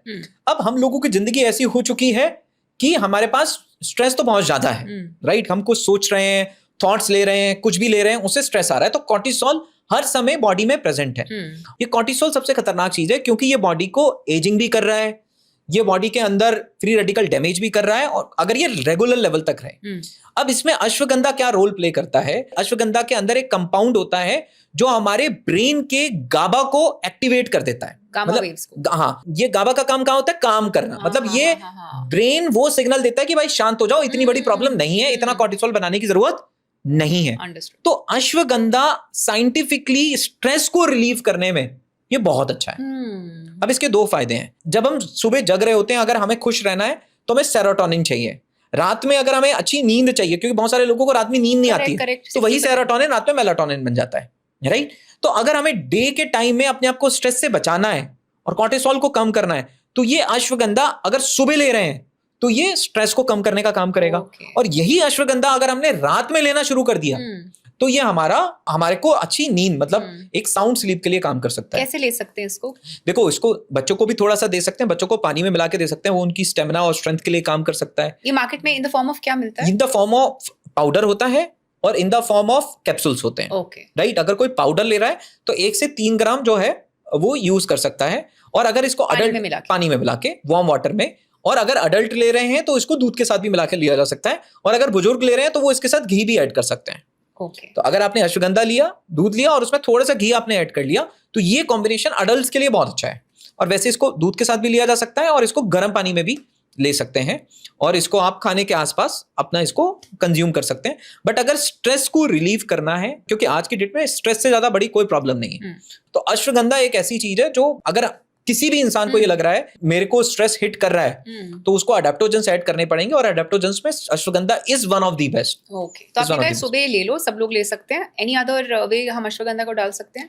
इसका बेस्ट फॉर्मेट तो पाउडर है। इसके कैप्सूल्स भी हैं, राइट। एक्सटर्नल एप्लीकेशन कुछ है? एक्सटर्नल एप्लीकेशन तो मैं नहीं बोलूंगा, बेटर ये है इसका इंटरनल एप्लीकेशन ही इसका मेन एप्लीकेशन है कि आप इसको कंज्यूम कर ले, क्योंकि इसका मेन जो काम है वो काम ही है आपको स्ट्रेस को कंप्लीट करना, रिलीव करना। मैंने ये भी सुना कि पेट की चर्बी में बहुत काम करता है। हाँ, उसके देखिए पेट की चर्बी होती क्या है, कई लोग आपने देखे होंगे बहुत एक्सरसाइज कर रहे हैं, सब कुछ कर रहे हैं, फिर भी उनका बेली फैट नहीं जा रहा है। हाँ, वो बेली फैट का जो बेसिक रीजन है, वो बेसिक रीजन है कि जब आप स्ट्रेस में होते हैं, तो स्ट्रेस में जब भी आप रहेंगे, आपका ब्रेन बॉडी को ये सिग्नल देता है कि आप फैट को स्टोर करना शुरू कर दो। तो आप जितना ज्यादा स्ट्रेस में होगे उतना ज्यादा फैट स्टोर होगा, और वो फैट आपका बेली के अराउंड ही स्टोर होगा। अच्छा, करेक्ट। बेली फैट अगर किसी के पास में है तो जरूरी नहीं है कि वो उसकी डाइट की वजह से है, उसके खाने की वजह से है, कई बार वो स्ट्रेस की वजह से भी बहुत कुछ है। तो अब अश्वगंधा उसमें कैसे रोल प्ले करेगा? अगर आप अपने स्ट्रेस को कम कर ले जाते हैं तो ऑटोमेटिकली आप अपने बेली फैट को भी कम कर सकते हैं, क्योंकि वो जो ब्रेन सिग्नल दे रहा है कि बॉडी स्ट्रेस में है, बॉडी प्रॉब्लम में है, तो आप फैट स्टोर करो, वो फैट स्टोर होना बंद हो जाएगा। अंडरस्टूड। लेकिन ये चीजें अश्वगंधा को खाली पेट नहीं लेना चाहिए। कई बार देखिए 2 तरीके की चीजें हैं। एक, कई ऐसी चीजें हैं जो बॉडी के अंदर आपका इंडाइजेशन कर देंगी, क्योंकि वो एसिडिटी को रेगुलेट करने का काम करती हैं। इसलिए मैंने कहा कि इसको आप दूध के साथ ले रहे हैं, तो इसका फायदा अच्छा है, क्योंकि देखिए प्लांट है, प्लांट में कई सारे एक्टिव्स हैं, कई सारे एक्टिव्स ऐसे होते हैं जो हमारे बॉडी के अंदर, जो हमारे शरीर के अंदर वो एक्टिव्स एसिडिटी को रेगुलेट करने का काम करते हैं या इंडाइजेशन क्रिएट करते हैं। इसलिए उससे बचने के लिए बेहतर है कि कुछ चीजों को हम खाने के साथ ही लें, कुछ चीजों को हम खाली पेट लें, कुछ चीजों को हम खाने के साथ ही लें। एक और लॉस्ट हर्ब, मैं एक्चुअली ब्लैक राइस के बारे में आपसे समझना चाहती हूँ। मैंने ब्लैक राइस हाल ही में, जब से मेरा स्पिरिचुअल ट्रांसफॉर्मेशन हुआ, तब से खाना चालू किया। तो मैं basically red rice, bamboo rice, black rice, ये मिलेट्स प्रेडोमिनेंटली कंज्यूम करती हूँ। उस टाइम जब मैंने स्टार्ट किया था कंजम्पशन, तो जब मैं पढ़ रही थी इसके बेनिफिट्स के बारे में, तो मैंने देखा था कि हमारे पास ट्रेडिशनली 4.5 लाख वैरायटीज से भी ज्यादा राइस की वैरायटीज थी। 1970 से 1 लाख एक्सटिंक्ट हो चुकी हैं। इसको, ब्लैक राइस को एक जीआई टैग का भी उपाधि मिली है, राइट? Geographical indication. और ऐसी कुछ स्टडीज थी कि जैसे फ्रूट फ्लाई पे जब ये इस्तेमाल किया गया था, तो फ्रूट फ्लाई की लाइफ स्पैन 14 to 20% बढ़ी, जो मसल मास डीजेनरेट होता है वो भी डिले हो गया। सो मैं मतलब एवरी टाइम जब मैं इनको कंज्यूम करती हूँ, हमारे पूर्वज पुराने सेटलर्स ये कंज्यूम करते थे, मुझे गुस्सा भी आ रहा था कि हमारा, चाहे वो ग्रीन रेवोल्यूशन हो, चाहे वो जस्ट ओवर हार्वेस्टिंग हो, आई डोंट नो क्या क्या फैक्टर्स आके हमारी ये वैरायटीज को या तो एक्सटिंक्ट कर दिया, एंडेंजर्ड कर दिया। और उनमें से ब्लैक राइस है, it's not really a threatened variety, but ये एक ऐसी वैरायटी है जिसका सिग्निफिकेंस मच लाइक सी बकथॉन्ग बोला नहीं जाता है, प्रचार नहीं किया जाता है। तो इसके बारे में आप क्या बोलेंगे? नहीं, ब्लैक राइस एक बहुत ही बेहतरीन चीज है। और मैं ये एक बात कहना चाहूंगा कि अगर कोई इंसान अपनी डाइट में 1 महीने के लिए लगातार ब्लैक राइस को ऐड करता है, मैं गारंटी करता हूँ उसको अपने डाइजेशन पे, उसको अपनी स्किन पे और उसको अपने वेट पे बहुत ही सिग्निफिकेंट चेंजेस देखने को मिलेंगे। 1 महीने अगर कोई रेगुलर सिर्फ ब्लैक राइस को अपनी डाइट के अंदर ऐड करे। एक तो सबसे अच्छी बात क्या है कि आप इसको 1 बाउल से ज्यादा खा ही नहीं सकते हैं, राइट? इसमें इतना कॉम्प्लेक्स फाइबर है कि ये आपके स्टमक को फुल कर देगा और बहुत लंबे समय तक फुल रखेगा। देखिए, जब आप नॉर्मल राइस खाते हैं तो आपको थोड़ी देर के बाद फिर वापस भूख लग जाती है। ऐसा क्यों हुआ? प्यास लगती है और भूख भी जल्दी लग जाती है, क्योंकि वो बहुत जल्दी डाइजेस्ट हो गया, मतलब वो बहुत जल्दी ग्लूकोज में कन्वर्ट हो गया, उसका डाइजेशन बहुत जल्दी हो गया। इसी बेसिस पे एक इंडेक्स निकलता है जिसको बोलते हैं ग्लाइसेमिक इंडेक्स। ग्लाइसेमिक इंडेक्स का मतलब होता है कि आपने कोई चीज खाई तो वो कितना जल्दी डाइजेस्ट होकर शुगर बनी। आप बता रहे थे कि कई वेराइटीज ऑफ राइस हैं, तो व्हाइट राइस का जो जीआई ग्लाइसेमिक इंडेक्स होता है वो लगभग 75 के आसपास होता है। मतलब जितना जीआई होगा उतना जल्दी डाइजेस्ट होगा और जितना जल्दी ग्लूकोज स्पाइक होगा, उतना जल्दी ग्लूकोज स्पाइक होगा, मतलब उतना ज्यादा प्रेशर आपके पेंक्रियास पे आएगा कि तुरंत ही इंसुलिन रिलीज करो। देखिए, 2 चीजें हैं। एक तो ये है कि मैं आपको बोल रहा हूं कि आप वॉकिंग करिए, राइट? और एक मैं आपको बोलता हूं कि आप स्प्रिंट करिए। करेक्ट। तो आप जब वॉकिंग करेंगे तो आप आराम से रहेंगे। अगर मैं आपको स्प्रिंट करने को बोलूंगा तो सांस फूलनी शुरू हो जाएगी, क्योंकि आप अंडर स्ट्रेस आ जाएंगे। ऐसे ही आप अपने पेंक्रियास को या तो धीरे धीरे इंसुलिन रिलीज करने के लिए बोलिए तो वो वॉकिंग हो गया, और अगर आपने उसको एकदम प्रेशर डाला स्प्रिंट करने के लिए तो क्या होगा? वो प्रेशर जो आप पेंक्रियास पे इमीडिएटली इंसुलिन स्पाइक करने को बोल रहे हैं, वो over a period of time diabetes बनता है। तो अब मैं जीआई की बात कर रहा था, ग्लाइसेमिक इंडेक्स की। व्हाइट राइस का ग्लाइसेमिक इंडेक्स 75 है, ब्राउन राइस का अराउंड 50-55 है, और जबकि ब्लैक राइस का जो ग्लाइसेमिक इंडेक्स है वो अराउंड 45 है। मतलब ये व्हीट और इनसे भी काफी कम है। तो ये इतना स्लो डाइजेस्ट होता है बॉडी में कि आपको बहुत लंबे समय तक भूख नहीं लगने देगा, आपको एकदम इंसुलिन स्पाइक नहीं करेगा।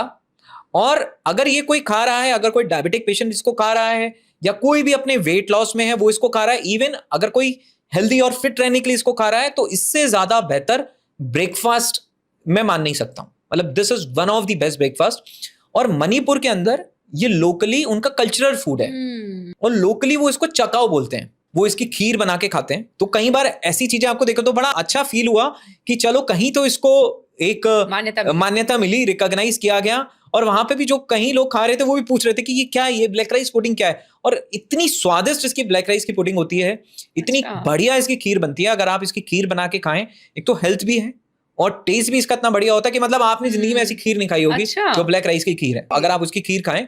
और दूसरा, फिर इसको कई लोग पीस के इसके आटा से इसकी रोटी भी बनाते हैं, इसकी पूड़ी भी बनाते हैं। बस क्या है कि इंडिया के अंदर क्या है, इंडिया के अंदर बहुत सारी ऐसी चीजें हैं जिसकी इंफॉर्मेशन ना होने की वजह से वो एक्सपोर्ट हो जाती हैं। तो अभी भी हमारे यहाँ का ब्लैक राइस क्या होता है, जितना ग्रो किया, यहाँ कल्टीवेट हुआ और सारा का सारा क्या हो गया, एक्सपोर्ट हो गया। अच्छा। क्यों? क्योंकि इंडिया में उसकी एजुकेशन और अवेयरनेस नहीं है। मणिपुर सबसे ज्यादा ब्लैक राइस एक्सपोर्ट करता है, तभी तो जीआई इसको मिला हुआ है। बट मेरा ये मानना है, अगर हमारे देश की अच्छी चीजें हैं तो वो ग्लोब के लिए इस्तेमाल हो, लेकिन सबसे पहले हमारे खुद के देश के लिए भी तो इस्तेमाल हो, राइट? कि हम भी तो उसको यूज करें। ऐसा नहीं होना चाहिए कि जो बेस्ट वैरायटी है आप उसको एक्सपोर्ट कर दीजिए और जो बाकी बच गया वो हमारे देश के लिए हो। ये आइडियोलॉजी नहीं होनी चाहिए। करेक्ट। तो ब्लैक राइस के साथ कुछ ऐसा ही है। और इसकी जो असली ताकत है, एक तो इसका डाइजेशन बहुत स्लो है, दूसरी इसकी सबसे ताकतवर चीज है वो है इसका जो ब्लैक कलर है, जो उसका कालापन है।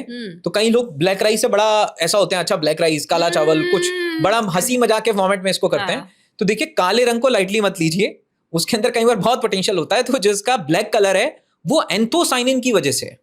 और एंथोसाइनिन एक बहुत ही पावरफुल एंटीऑक्सीडेंट है, राइट? आपके स्किन के लिए एंथोसाइनिन बहुत पावरफुल है। आपके एज रिवर्सल में एंथोसाइनिन बहुत ही पावरफुल एंटीऑक्सीडेंट है। आज लोग विदेशों से मंगा के ब्लैकबेरीज और ब्लूबेरीज खाते हैं, करेक्ट, राइट? या मैं ब्लूबेरीज खाऊंगा, मैं ब्लैकबेरीज खाऊंगा, महंगा महंगा खाते हैं। उनके अंदर भी एंथोसाइनिन ही है, और वो एंथोसाइनिन उससे ज्यादा मात्रा में इस ब्लैक राइस के अंदर है। तो जो व्हाइट राइस है वो तो सिर्फ आपको राइस कार्ब्स दे रहा है, लेकिन ये ब्लैक राइस आपको कार्ब्स के साथ साथ फाइबर दे रहा है। इसका आयरन कंटेंट नॉर्मल राइस के आयरन कंटेंट से लगभग 3 गुना ज्यादा है, और सबसे पावरफुल एंटीऑक्सीडेंट ये एंथोसाइनिन आपको प्रोवाइड कर रहा है। तो ये एज रिवर्सल में भी काफी फायदेमंद है अगर इसको डाइट का पार्ट बनाया जाए। अब कई बार होता है कि रोज खा सकते हैं, नहीं खा सकते हैं। सबसे पहली बात तो आप इसको खा ही इतना कम पाएंगे, आप एक कटोरी से ज्यादा वैसे भी इसको कंज्यूम नहीं कर पाएंगे, राइट? तो अगर ये किसी की डाइट का पार्ट बनता है तो बहुत बढ़िया चीज है। और चाइना में तो इसको कई सालों से इस्तेमाल करते आए, और इसको फॉरबिडन राइस बोला जाता है चाइना में। मैंने सुना ये। फॉरबिडन राइस, फॉरबिडन मतलब ये है कि ऐसा मतलब नहीं है कि खाना बना था। फॉरबिडन राइस मतलब ये था कि चाइना में कई साल पहले ये सिर्फ राजाओं को दिया जाता था, राजघराने के लोगों को ही दिया जाता था, क्योंकि क्वांटिटी में कम होता था तो राजघराने के लोगों को दिया जाता था। इसका इसलिए इसका नाम ही पड़ गया फॉरबिडन राइस। मैंने सुना था कि चाइना में टॉनिक प्रिपेयर होता है जो बूढ़े लोगों को दिया जाता है सेंचुरीज से। हाँ, वो ये ब्लैक राइस का टॉनिक निकालते हैं। चाइनीज मेडिसिन में इसका एक्सट्रैक्ट भी निकालते हैं। इससे एंथोसाइनिन भी एक्सट्रैक्ट होता है, और एंथोसाइनिन एक्सट्रैक्ट होकर आप इससे कई स्किन केयर प्रोडक्ट्स भी बना सकते हैं। मतलब अगर आप इसका एंथोसाइनिन एक्सट्रैक्ट निकाल लेते हैं तो उसको वो स्किन के लिए भी काफी फायदेमंद है, काफी हेल्पफुल है। तो इसका आप चाहें तो इसको एज ए ईटेबल भी यूज कर सकते हैं। इसका एक्सट्रैक्ट निकाल के आप इसको स्किन पे भी बहुत अच्छा यूज कर सकते हैं, और फिर इससे कई सारे स्नैक्स भी बनाए जा सकते हैं, हेल्दी स्नैक्स भी बनाए जा सकते हैं। अब घर में जो मैदे की भुजिया बना रहे हैं, ये सारी चीज बना रहे हैं, इनको हम बहुत सारा ब्लैक राइस से हम रिप्लेस कर सकते हैं। ब्लैक राइस के लड्डू बड़े जबरदस्त बनते हैं, राइट? इसके लड्डू बनते हैं बड़े टेस्टी और बड़े जबरदस्त होते हैं, और न्यूट्रिशियस भी। जैसे वो ब्लैक तिल के लड्डू बनते हैं, ऐसे ही ब्लैक राइस के भी लड्डू बनते हैं। मैं तो काफी समय मणिपुर रहा हूं, तो वहां लोकली मैं वहां लोकल्स के साथ वहां पे मैंने खूब टाइम स्पेंड किया। मतलब पूरा मणिपुर में अंदर तक घुमाऊं, तो वहां तो मैंने अलग अलग कई सारी डिशेस खाई हैं ब्लैक राइस। खूब अलग अलग मणिपुर से आता है, मेजरली मणिपुर में। मेजर जो ब्लैक राइस है वो मणिपुर में है। उसके बाद फिर कुछ तमिलनाडु में भी होता है, अलग अलग वेराइटीज हैं। तमिलनाडु में उसको करपरसी बोलते हैं, करपरसी मतलब वही काला चावल उसको बोला जाता है। फिर कुछ आपका उड़ीसा में भी होता है, लेकिन जो सबसे जिसमें अरोमा होता है, मतलब एक हल्का सा आपको बहुत ही ब्लिसफुल एक स्मेल सा आता है, अरोमा आता है, वो चकाऊ में है, वो मणिपुर के राइस में। तो जीआई जो मिला हुआ है वो आपके चकाऊ को मिला है ब्लैक राइस। जीआई व्यूअर्स के लिए वो होता है जहां पर हम उसको एक उपाधि देते हैं उस फूड को, कि वो हवा, वो लेबर, वो पानी, वो मिट्टी का ये प्रोडक्ट है जिसमें खासियत है। करेक्ट, मतलब वो उस पर्टिकुलर ज्योग्राफी में ही मिल रहा है और कहीं नहीं मिलेगा। करेक्ट। तो इसलिए उसको ज्योग्राफिकल इंडिकेशन दिया जाता है कि ये इसी लोकेशन का है। मतलब अगर इसकी लोकेशन आप चेंज कर देंगे तो शायद आपको वो क्वालिटी नहीं मिल पाई। समझ गए। लोग कहेंगे कि ब्लैक राइस को कैसे बनाना चाहिए, कुक करना चाहिए? क्या वो रेगुलर व्हाइट राइस जैसे ही कुक करना चाहिए? देखिए, ब्लैक राइस भी 2 फॉर्मेट में आता है, एक रॉ होता है और एक बॉइल्ड होता है। तो अगर आप रॉ लेंगे तो उसको उबालना थोड़ा सा ज्यादा पड़ेगा। तो सबसे पहले तो आप उसको रात को भिगो दीजिए, क्योंकि बिना भिगोए आप बनाएंगे तो वो इतना जल्दी पकेगा नहीं। तो जैसे हम घर में राजमा भिगो के रखते हैं, दाल छोले भिगो के रखते हैं, इसी तरीके से ब्लैक राइस को हम रात में भिगो के रख दें और फिर सुबह हम उसको बना लें। बॉईल करके हम इसको नॉर्मल राइस की तरह बना सकते हैं, और फिर हम इसमें कुछ कुछ चीजें हम ऐड कर सकते हैं। दूसरा, हम इसकी पुडिंग बना सकते हैं, इसकी खीर बना सकते हैं। तो इसकी खीर बहुत अच्छी है। तो अगर कई बार क्या होता है कि जब भी हम खाना खाते हैं उसके बाद एक बहुत स्ट्रॉन्ग क्रेविंग होती है कुछ मीठा खाने की। करेक्ट। तो मीठा खाने की जब बहुत स्ट्रॉन्ग क्रेविंग होती है तो ये ब्लैक राइस से ज्यादा बेहतर मैंने कुछ और नहीं देखा। अच्छा। राइट। एक तो इसका कंटेंट भी, फाइबर बहुत ज्यादा है, कॉम्प्लेक्स फाइबर है, तो डाइजेशन भी बहुत स्लो होगा, और बड़ा अच्छा टेस्ट जब ये मिल्क के साथ कंबाइन करता है तो इसका टेस्ट और बढ़िया हो जाता है। तो इसकी पुडिंग भी बना के खा सकते हैं और इससे कई सारे स्नैक्स भी बन सकते हैं। और रेगुलर चावल की तरह, जैसे चावल अपना बिल्कुल व्हाइट राइस का एग्जैक्टली हम इससे रिप्लेस कर लें, वो सारे यूजेस इसके लिए भी काम कर जाए। बिल्कुल। मैं देख रही थी कि ग्लोबली अगर तो हम राइस का मार्केट देखें तो $323.5 बिलियन है। और अगर तो हम ब्लैक राइस का मार्केट देखें तो $1.2 बिलियन है। मतलब व्हाट पोटेंशियल, कितना पोटेंशियल है ब्लैक राइस बिल्कुल। में ना। क्या कारण होता है ये चीजें कर नहीं पाते? अच्छा, they don't come to the forefront. उसके पीछे का रीजन ये है कि देखिए, कोई भी चीज कमर्शियलाइज कब होती है? हाँ। कमर्शियलाइज तब होती है जब उसमें कोई एंटरप्रेन्योरल एक्टिविटी होगी, राइट? अब देसी काऊ घी है, कितनी अच्छी कमोडिटी थी, कितनी बढ़िया चीज है, राइट? हमारे हेल्थ के लिए बहुत बढ़िया है। लेकिन हुआ क्या कि किसी ने उसके ऊपर काम ही करना शुरू नहीं करा। जब लोगों ने काम किया, पहला काम होता है सबसे पहले उसकी साइंस को स्टडी करना, दूसरा काम है उससे वैल्यू एडेड प्रोडक्ट्स बनाना, और तीसरा काम है एजुकेशन एंड अवेयरनेस करना। जब तक कोई टीम इन तीनों कामों की जिम्मेदारी नहीं उठाएगी, तब तक कोई भी कमोडिटी कमर्शियलाइज नहीं हो सकती। आज जो भी चीज आप और मैं यूज कर रहे हैं, किसी ना किसी ने उस पर रिसर्च किया, किसी ना किसी ने उस पर वैल्यू एडेड प्रोडक्ट्स बनाए, और किसी ना किसी ने उसको कमर्शियलाइज किया, राइट? करेक्ट। तभी वो काम हुआ। अब आप आलू की बात करते हैं, पोटैटो तो हमारे देश में हुआ ही नहीं करता था। करेक्ट। आलू तो हमारे देश का है ही नहीं।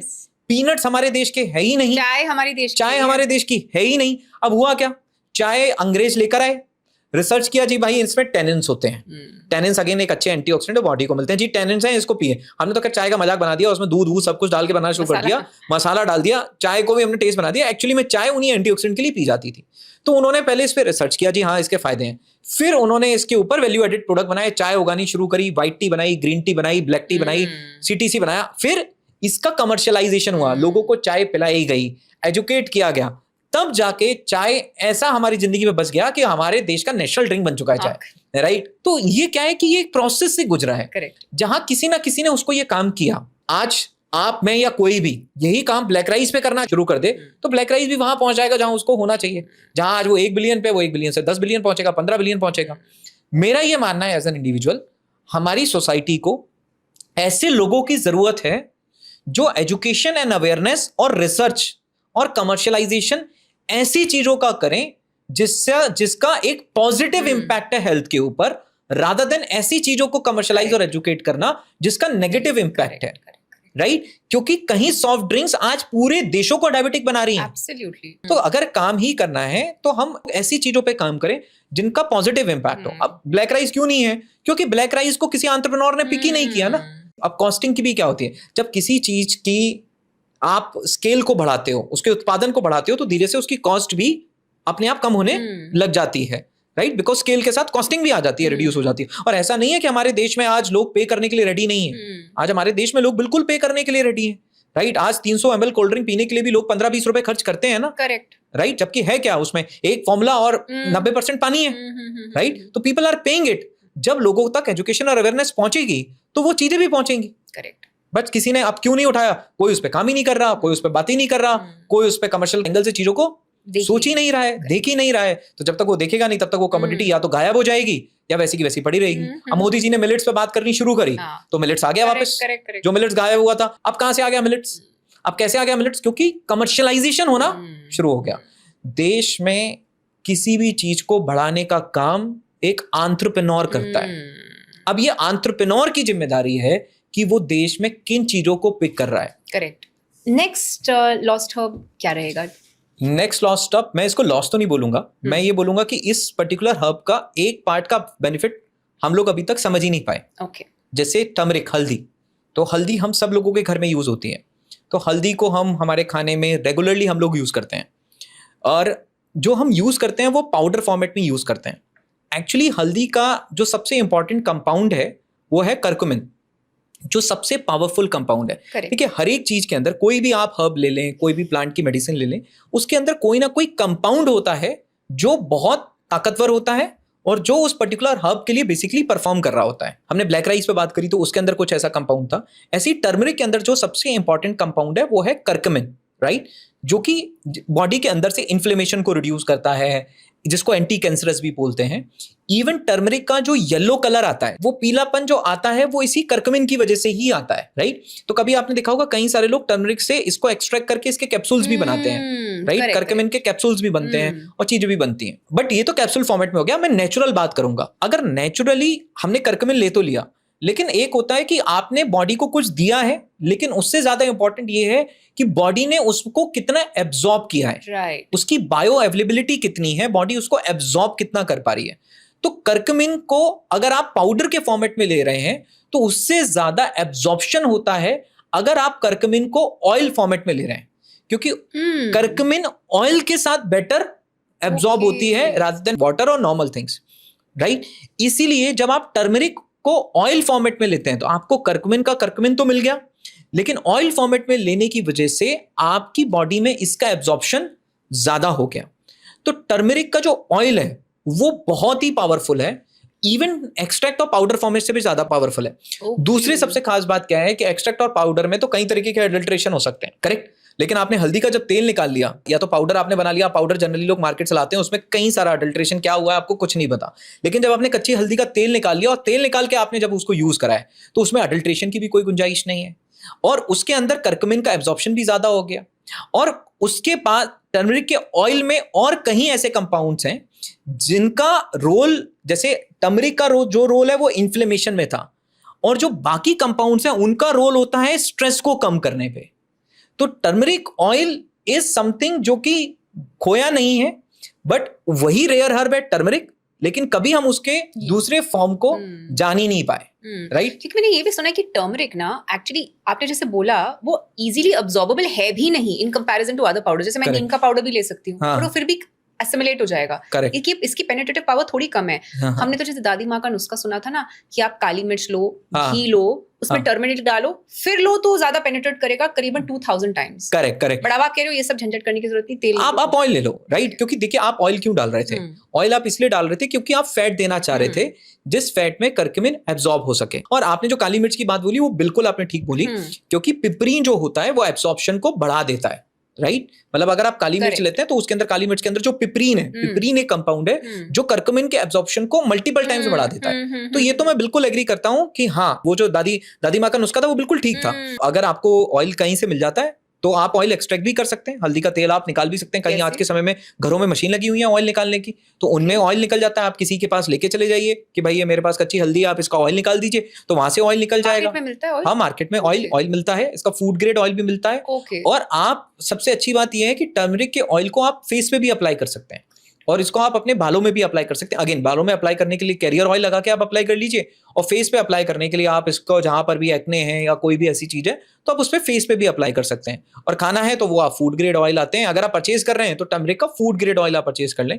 और आप निकलवा रहे हैं, एक्सट्रैक्शन करवा रहे हैं, तो फिर आप वैसे ही कहीं भी जाके जिस दुकान पे जहां ऑयल निकलता है, एक्सट्रैक्शन होता है, उसको आप ऑयल दे देंगे तो वैसे ही निकाल देगा। मॉर्निंग टू नाइट टर्मरिक के मुझे यूजेस बताइएगा, कैसे इंसान यूज कर सकता है? मान लीजिए कि रात में सोने से पहले आप चाहें तो इसको अपने फेस पे लगा सकते हैं। इवन आप ऐसा भी कर सकते हैं कि आपने सीबकथॉर्न ऑयल के साथ ही टर्मरिक ऑयल मिक्स कर लिया, तो दोनों को मिक्स करके भी यूज कर सकते हैं।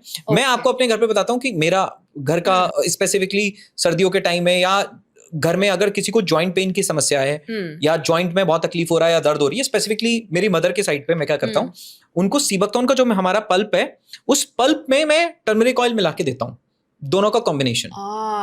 तो ये दोनों का जो कॉम्बिनेशन है ये जॉइंट पेन में बहुत अच्छा काम करता है। तो मेरी मदर का मैं उनको टर्मरिक ऑयल और सीबकथॉर्न का कॉम्बिनेशन देता हूँ। ओके, मैं ना आपसे ब्रह्मी के बारे में चर्चा करना चाहती हूँ, गिवन कि again it's supposed to be brain food, right, एक ब्रेन टॉनिक की तरह काम करता है। और आज के जमाने में तो मेंटल इलनेस का तो जवाब ही नहीं है, राइट, जवाब ही नहीं है।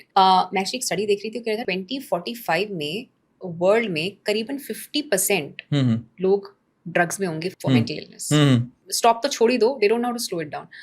तो ये जो ब्रह्मी ब्रेन टॉनिक है which acts as a memory booster, memory, calming of the nerves, sleep में हेल्प करता है, इसके बारे में मुझे कुछ बताइए। देखिए, ब्रह्मी के अंदर एक कंपाउंड होता है जिसको बैकोसाइट्स बोलते हैं। ये बेसिकली वो कंपाउंड है जो हमारे न्यूरॉन्स हैं वो आपस में कम्युनिकेट जो करते हैं, राइट, वो एक केमिकल मैसेंजर के थ्रू कम्युनिकेट करते हैं। ब्रह्मी का ये बैकोसाइट कंपाउंड उन केमिकल मैसेंजर्स को स्ट्रेंथन करने का काम करता है। इसीलिए ये बोला जाता है कि अगर ब्रह्मी बच्चों को दी जाए तो उनकी मेमोरी बहुत शार्प होती है। तो डेफिनेटली ब्रह्मी माइंड के लिए बहुत ही बेहतरीन चीज है, राइट। बच्चों में अगर देखा जाए तो मेमोरी को शार्पन करने में बहुत अच्छा काम करती है।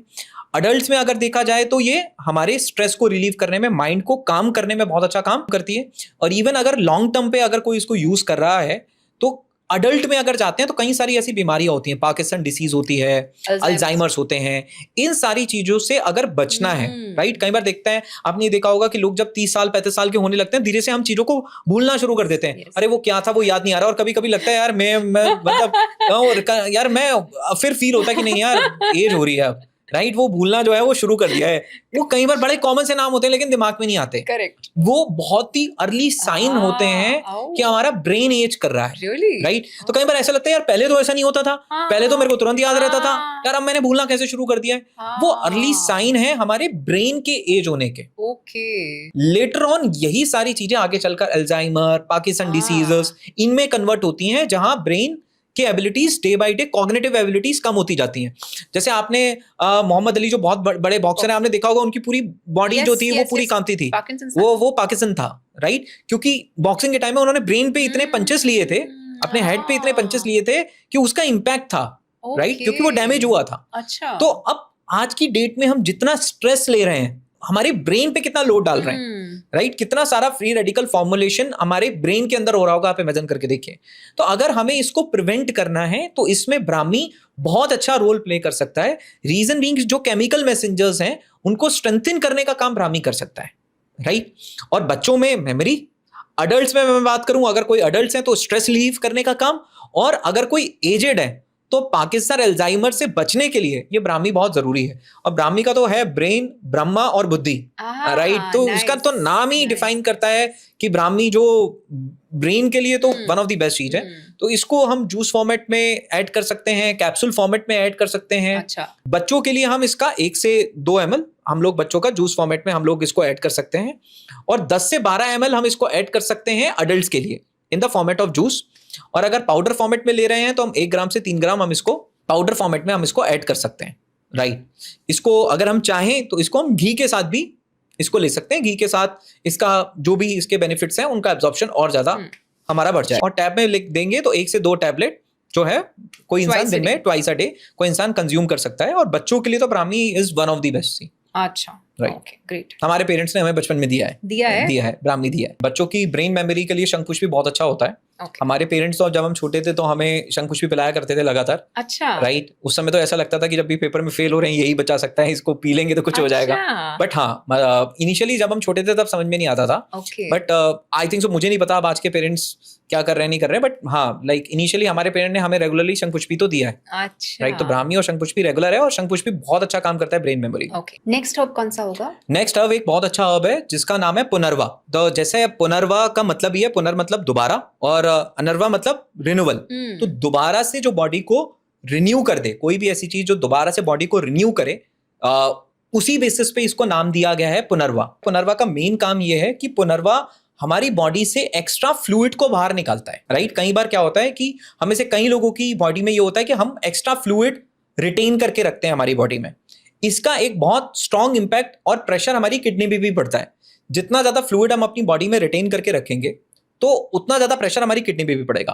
तो पुनर्वा का सबसे इंपॉर्टेंट काम यह है कि वो एक्स्ट्रा फ्लूइड को एक्सक्रीट कर देता है हमारी बॉडी से, और उसके एक्सक्रीट होने के प्रोसेस में कई सारे टॉक्सिन्स भी जो हैं वो उस वाटर के साथ में एक्सक्रीट हो जाते हैं। बस क्या है कि जब भी हम पुनर्वा ले रहे हैं तो एक नेगेटिव साइड ये है कि हमें ये देखना है कि हमारी बॉडी ज्यादा डिहाइड्रेट ना हो, क्योंकि डायूरेटिक है, बॉडी से पानी को ये बाहर निकालने का काम कर रही है, टॉक्सिन्स को निकालने का काम कर रहा है, एक्स्ट्रा वाटर को निकालने का काम कर रहा है, किडनी को रिस्टोर करने का काम कर रहा है। मतलब किडनी के हेल्थ के लिए अगर मैं बात करूं तो पुनर्वा is one of the best thing.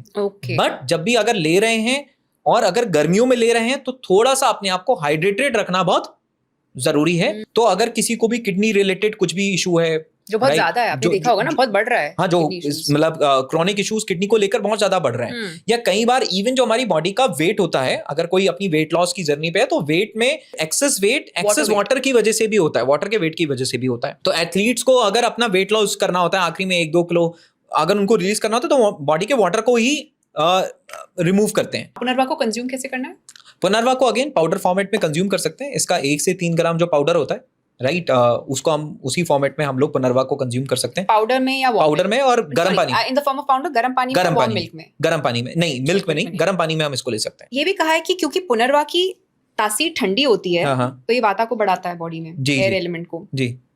तो इसलिए ड्राई जिंजर या सॉल्ट के साथ इसको लेना चाहिए, हाँ हाँ करेक्ट? हाँ, कैसे तो ले? हाँ, ये बिल्कुल आपने जो कहा है बिल्कुल सही है। अगर इसको हम ड्राई जिंजर और सॉल्ट के साथ लेते हैं तो जो इसके नेगेटिव इम्पैक्ट्स हैं वो हम इसको, जैसे मैंने कहा कि डायूरेटिक है, वाटर भी बॉडी से रिलीज करेगा, वो एक पॉजिटिव चीज भी है, राइट राइट। बट कई बार उसी चीज का नेगेटिव इम्पैक्ट भी होता है। ओके, तो डेफिनेटली जब हम इसको ड्राई जिंजर और सॉल्ट के साथ लेते हैं तो हम उसके नेगेटिव इफेक्ट को मिनिमाइज कर सकते हैं। Understood understood. ये जो सारी हर्ब्स के भी हम बात कर रहे हैं, इनको रेगुलरली इनडेफिनेटली लिया जा सकता है या पॉज करना चाहिए फिर रीस्टार्ट करना चाहिए? देखिए, अगर कोई भी चीज ऐसी आप ले रहे हैं जो आपके माइक्रो न्यूट्रिएंट की नीड को पूरा कर रही है तो आप उसको रेगुलर ले सकते हैं, मतलब आप उसको फूड के सप्लीमेंट के फॉर्मेट में ले रहे हैं। लेकिन अगर आप किसी चीज को इस फॉर्मेट में ले रहे हैं जो कि आपकी किसी एक इशू को रिजॉल्व कर रहा है, तो मुझे लगता है कि उसको एक स्पेसिफिक टाइम और स्पेसिफिक पीरियड तक लेना चाहिए। जैसे पुनर्वा है, उसको आप रेगुलरली नहीं ले सकते। उसको तो आप, जब आपको लग रहा है कि मुझे अपनी बॉडी से एक्स्ट्रा फ्लूइड रिमूव करने की जरूरत है, तो वो पुनर्वा का काम है, तब आप उसको पुनर्वा ले सकते हैं। शंखपुष्पी, हाँ, शंखपुष्पी एक ऐसी चीज है जो रेगुलर बच्चों के लिए दिया जा सकता है over a period of time, उसको हम रेगुलर दे सकते हैं। ब्लैक राइस डेफिनेटली जी बिल्कुल रेगुलर लिया जा सकता है। सी बकथॉर्न जी बिल्कुल रेगुलर लिया जा सकता है। टर्मरिक ऑयल, यस, उसको रेगुलरली हम लोग हमारी डाइट का पार्ट बना सकते हैं। नेक्स्ट हर्ब क्या होगा? नेक्स्ट अब हम कोकुम ले सकते हैं, क्योंकि अभी गर्मियों का सीजन आ रहा है और आई think so kokum is one of the best thing, क्योंकि मैं तो ये बोलूँगा कि नेचुरल कूलेंट है, हमारी बॉडी का एसी है ये, और बॉडी को नेचुरली कूल करने का काम कोकुम करता है। और जनरली गोवा में, कर्नाटका में, महाराष्ट्र में इसका बड़ा अच्छा सा शरबत बना के लोग पीते हैं और बहुत अच्छी ड्रिंक है। अब क्या होती है कि जैसे ही सोल कड़ी, हाँ, सोल कड़ी बनाते हैं तो बहुत अच्छा ड्रिंक है। और मैं ये चाहूँगा कि जितने भी लोग नॉर्थ साइड में हैं, जनरली राजस्थान में, पंजाब में, गुजरात में, वो इसका बेनिफिट ज़रूर लें, इसका शरबत बनाएं और इसको रिप्लेस करें बहुत सारी चीज़ें जो हम यूज़ करते आ रहे हैं, कई सारे जो हम ड्रिंक्स यूज़ करते हैं उसमें बहुत फ़ायदेमंद है। और कोकुम का सबसे अच्छा फ़ायदा है कि वेट मैनेजमेंट में बहुत अच्छा काम करता है। उसके पीछे का रीज़न ये है कि जो इसमें HCA है, ये कार्ब्स को फैट में कन्वर्ट करने से रोकता है, तो वेट मैनेजमेंट भी बहुत अच्छा काम है। और मैंने तो श्रद्धा कपूर के भी कई सारे वीडियोस कोकुम के बेनिफिट के ऊपर देखे हैं, राइट। तो अब तो ये सेलिब्रिटी ड्रिंक भी है, मैं ये बोल सकता हूँ। तो कोकुम एक ऐसी चीज़ है जो बहुत अच्छा है बॉडी को कूल करने में और आपके वेट मैनेजमेंट में, इन चीज़ों में बहुत अच्छा है। मैं जब छोटी थी ना, मुझे ये मैं बॉम्बे में पैदा हुई, मैंने पहले अपने 7 इयर्स बॉम्बे में गुजारे, तो वहाँ बहुत कॉमन है, कैरी बोलते हैं, यहाँ अम्बी बोलते हैं शायद से, कच्चा आम में थोड़ा नमक मिर्च डाल के खा लो। उसके साथ वो जो हॉकर वो बेचता था ना, तो वो इमली में यही करता था, इमली में नमक डाल के, तो मुझे बहुत अच्छा लगता था। अब मेरा ना गला बहुत सेंसिटिव था, अच्छा, तो मेरी मदर ना क्या करती थी ना, अब घर में मैं बोलती हूँ, वो नहीं चाहती थी कि मैं हॉकर से लूं, कहती थी बेटा आ जाओ घर में, मैं बना लूंगी, दे दूंगी। अब इमली तो वही है कि ज्यादा हीट है ना, गला खराब कर देती थी, तो मुझे कोकम देती थी वो। अच्छा। कोकम में मिला के कहती थी it's a very good substitute for इमली, क्योंकि इमली तो हीट करेगी, तो ये उसका सब्स्टिट्यूट है। जनरली साउथ में यही होता है, कई जगहों पे फिश करी में इमली की जगह कोकम यूज किया जाता है, राइट। वो खटास देने के लिए, वो कोकम यूज करना चाहिए। जैसे मैंने शंखपुष्पी पिया बचपन में, आपने बचपन में कोकम पिया है, राइट। तो हमारी बचपन की आपसे निकल के सामने आ रही है। सबसे बेहतरीन तो इसका नक्शा है इसका शरबत, राइट। इसको कोकुम को ले लें और इसका शरबत बनाएं। और गर्मियों में दोपहर के टाइम, शाम के टाइम जो हम कई सारे अफ़ज़ा पीते हैं, राइट, तो उसका रिप्लेसमेंट है ये कोकुम। तो शरबत के फॉर्मेट में दी बेस्ट है। बस अवॉइड करें कि बहुत ज़्यादा शुगर वगैरह ना ऐड करें। अगर हमें करना भी है तो आज के समय में मॉन्क फ्रूट आ गया है, फॉस आ गया है, ये बेटर ऑल्टरनेटिव हैं शुगर के, राइट। फॉस एक बहुत अच्छा है, फ्रुक्टोपॉलीसैकेराइड्स होते हैं, फ्रूट बेस्ड शुगर है, तो हल्का सा उसको ऐड कर लें। टेस्ट भी इसका बिल्कुल शुगर की तरह होता है, तो उसको पूरा ऐड कर लें और उसका शरबत बना के इसको पिएं। और अगर कोई इसका रेगुलर ड्रिंक लेता है, अगर कोई अपनी वेट मैनेजमेंट जर्नी पे है, तो वो तो इसका वैसे भी ड्रिंक बना के कर सकता है। और अगर कोई इसको टेस्ट के लिए पी रहा है तो वो इसमें कोई स्वीटनर ऐड करके इसका शरबत बना के पी सकता है। तो बेस्ट वे जो इसको यूज करने का है वो इसका शरबत है। और अगर कोई बिल्कुल वेट मैनेजमेंट के लिए जा रहा है तो जनरली गार्सिनिया कैम्बोजिया और कोकुम, ये दोनों आप मिला देते हैं तो आपका वेट मैनेजमेंट जर्नी और ज्यादा स्ट्रांग हो जाती है।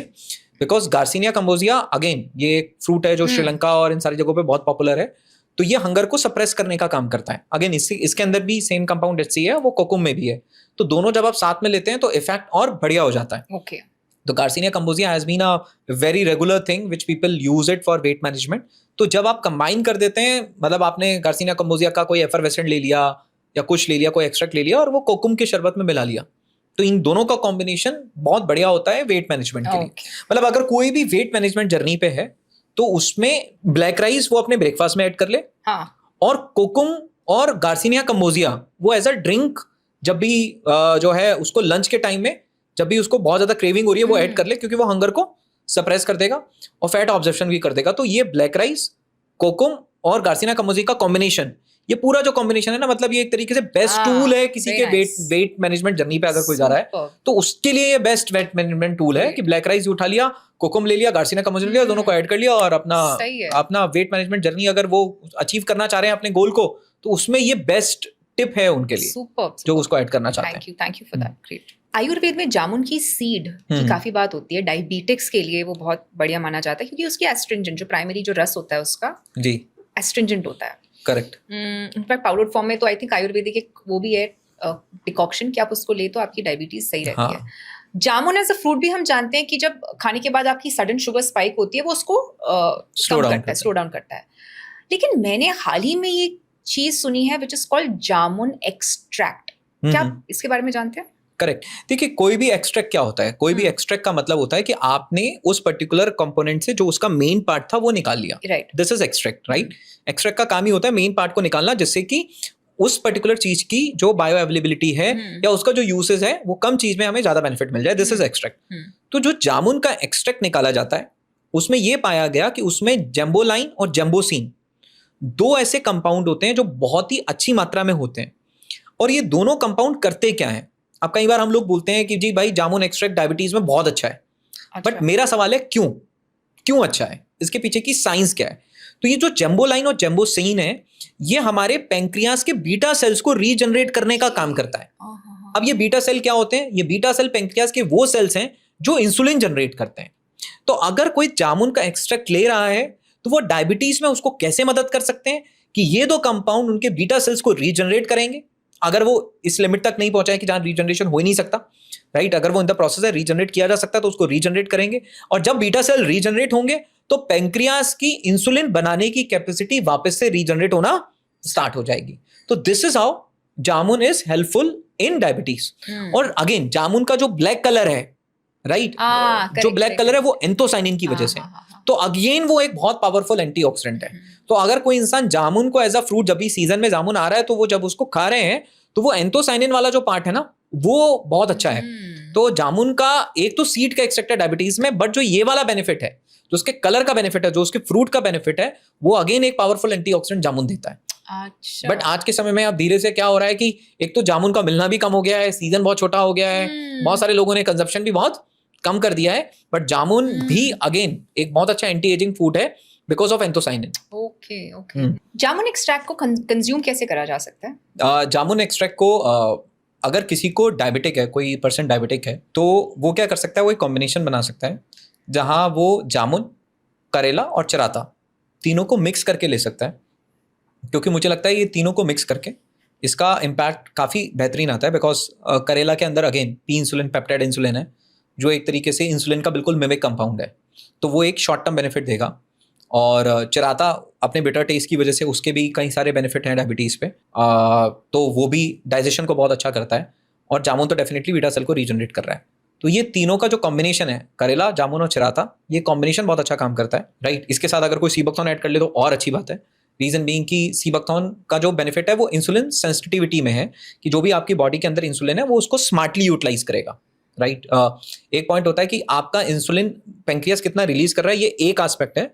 दूसरा एस्पेक्ट इंसुलिन रेजिस्टेंस है, कि जो इंसुलिन रिलीज हुआ वो कितने ग्लूकोज को सेल में पुश कर पा रहा है। तो उस साइड पे sea buckthorn is best, beta cell regeneration side पे जामुन एक्सट्रैक्ट इज बेस्ट। तो इनका कॉम्बिनेशन बहुत अच्छा काम करता है। बट अगर कोई जामुन एक्सट्रैक्ट इंडिविजुअली लेना चाहता है तो उसको कैप्सूल फॉर्मेट में ले सकता है, because I think so that would be one of the best way to take. और उसके जो कैप्सूल के डोजेस आते हैं 500 mg और उस तरीके के डोजेस आते हैं, तो उन डोजेस के हिसाब से वो उनको अपनी डाइट में यूज कर सकते हैं। ओके। मैं हमारे आयुर्वेदिक डॉक्टर से पूछ रही थी तो उन्होंने कहा कि आप इसको, जैसे आप कह रहे हो, पाउडर कैप्सूल फॉर्म में आप ले लीजिए। पाउडर 2 से 5 ग्राम्स, आपने जैसे कहा, एक्सट्रैक्ट 250 और 500 mg होता है। जैसे लोग कहते हैं ना साइड इफेक्ट्स, क्या ये नेचुरल हर्ब्स लेने के भी साइड इफेक्ट्स होते हैं? देखिए हर नेचुरल हर्ब्स में एक्टिव्स हैं, राइट, मतलब ये प्लांट है और उनके अंदर एक्टिव्स हैं। तो एक्टिव्स जो हैं वो हमारी बॉडी में इंपैक्ट करते हैं। अगर हम इनको क्वांटिटी से ज्यादा लेते हैं तो बिल्कुल इसके हमें साइड इफेक्ट्स देखने को मिल सकते हैं। ऐसे बहुत एक्सट्रीम नहीं, बट इंडाइजेशन, एसिडिटी, ये साइड इफेक्ट्स हमें देखने को मिल सकते हैं। तो हमें सबसे पहली बात तो किसी भी चीज को रिकमेंडेड डोजेस के अंदर ही लेना है। दूसरा, हमें ये देखना है कि किसको खाली पेट लेना है, किसको खाने के साथ लेना है, ये बहुत इंपॉर्टेंट है। अगर आप मेरे से बोलेंगे बहुत एक्सट्रीम साइड इफेक्ट, वो तो नहीं है, राइट। लेकिन अगर आप बोलेंगे कि इंडाइजेशन हो गया, एसिडिटी हो गया, नोजिया हो गया, इनसे बचने के लिए बेहतर ये है कि हम उन चीजों को राइट डोजेज में लें और राइट फॉर्म में लें और राइट टाइमिंग पे लें। जो भी टाइमिंग है, खाने से पहले, खाली पेट, खाने के साथ, जब हम इन चीजों को फॉलो करेंगे तो जो इनके छोटे वाले साइड इफेक्ट्स हैं हम उनको ओवरराइड कर सकते हैं। अंडरस्टूड। तो एक अशोक का पेड़ होता है जो जनरली हम लोग अपने घरों में आप लगाया करते थे, बड़े बड़े उसके लंबे से पत्ते होते हैं, राइट। तो अशोक के पेड़ को ये बोला जाता है कि वो दुखों को भगाने वाला एक पेड़ है जो सौरों को रिमूव करता है। और उस पेड़ को जब भी आप कभी भी पूजा देखते होगे तो आप उसमें देखते होगे अशोक के पत्ते लगाए जाते हैं, अशोक के पेड़ के पत्ते लगाए जाते हैं। लेकिन पत्ते तो ठीक है, लेकिन जो अशोक की छाल है, जो पेड़ की बार्क होती है, वो फीमेल हेल्थ में सबसे ज्यादा बेनिफिशियल मानी गई है। फीमेल हार्मोनल बैलेंस में, पीसीओएस में, पीसीओडी में, हमारे आयुर्वेद में उसके बेनिफिट बहुत ही जिक्र किए गए हैं कि अशोक की जो छाल है, मतलब आप ये समझिए कि इससे ज्यादा बेहतर चीज चाहे शतावरी हो गई, एक शतावरी हो गया और एक अशोक छाल हो गया। अगर किसी को भी फीमेल हार्मोनल इम्बैलेंस की प्रॉब्लम है और उसकी वजह से मल्टीपल और भी इश्यूज आ रहे हैं, तो उसमें ये 2 हर्ब्स ऐसी हैं जो डेफिनेटली उनको कंज्यूम करनी चाहिए। तो अगर हम कॉम्बिनेशन में ले रहे हैं तो हम अशोक छाल और शतावरी का कॉम्बिनेशन भी ले सकते हैं, 1:1 के कॉम्बिनेशन में भी इसको ले सकते हैं।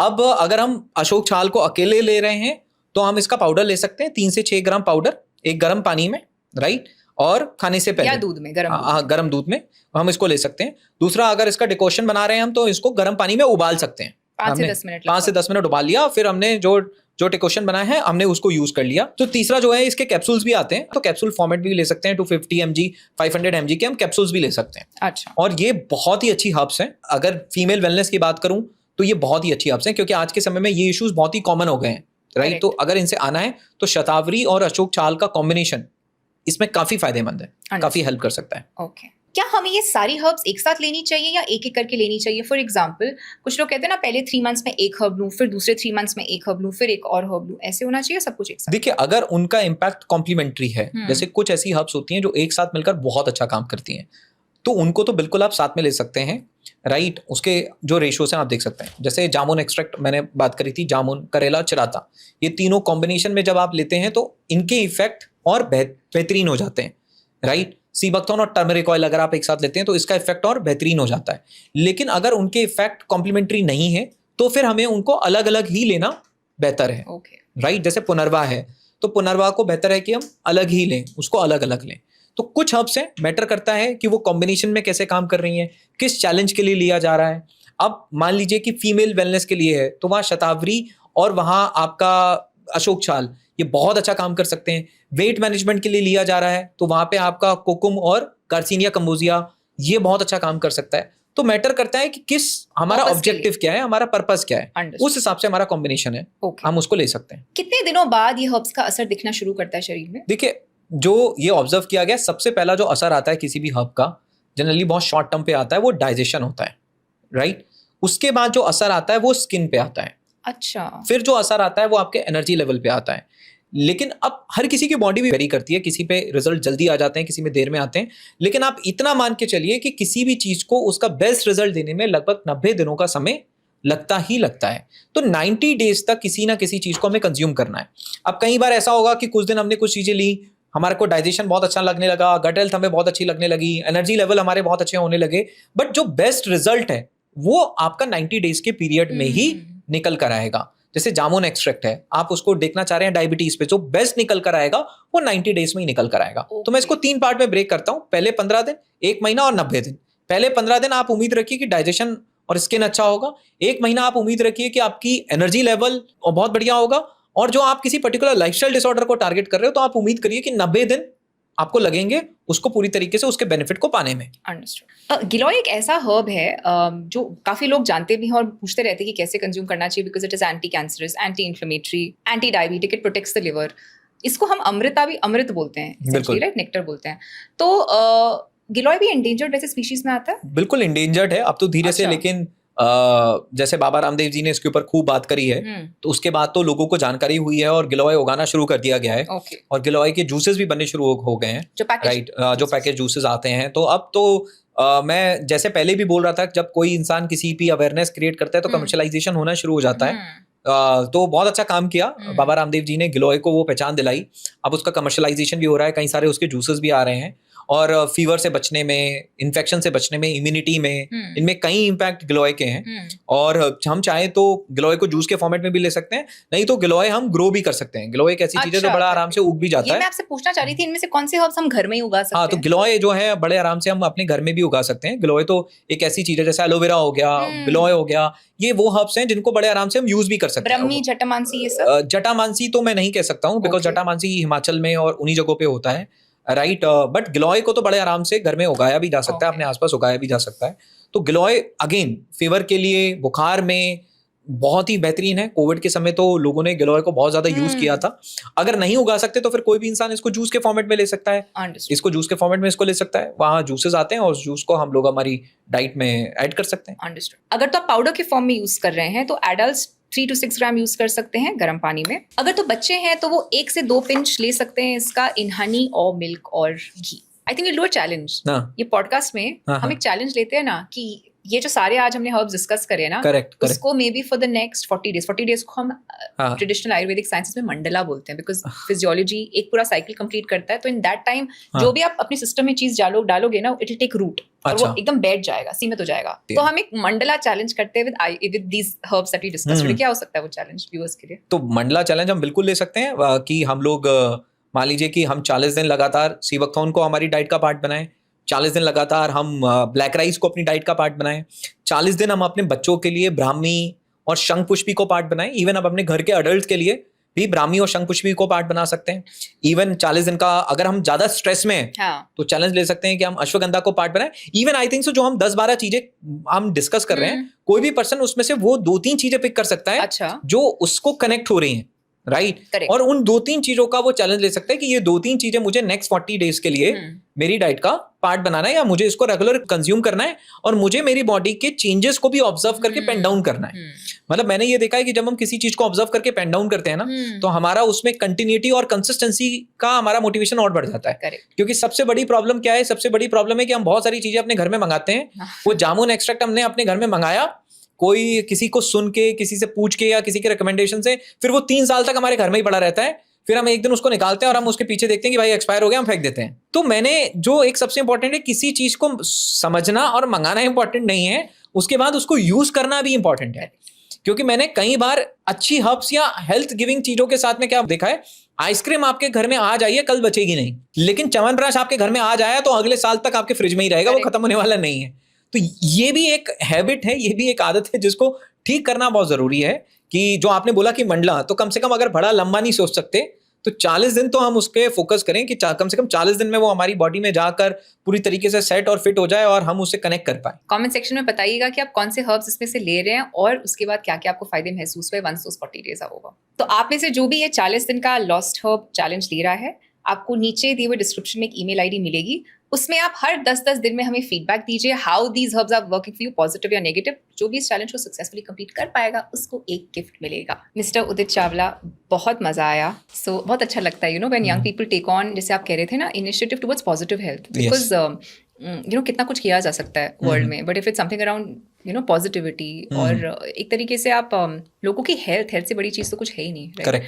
सो बहुत अच्छा लगा। More strength to you in whatever you do, and wish you all the very best. Thank you so much, it was a pleasure hosting you. Thank you. In case you'd like to be a part of our online and in-person yoga, diet and spiritual programs, you can join our WhatsApp group below, where we post all our upcoming programs and give free tips on health, diet and lifestyle.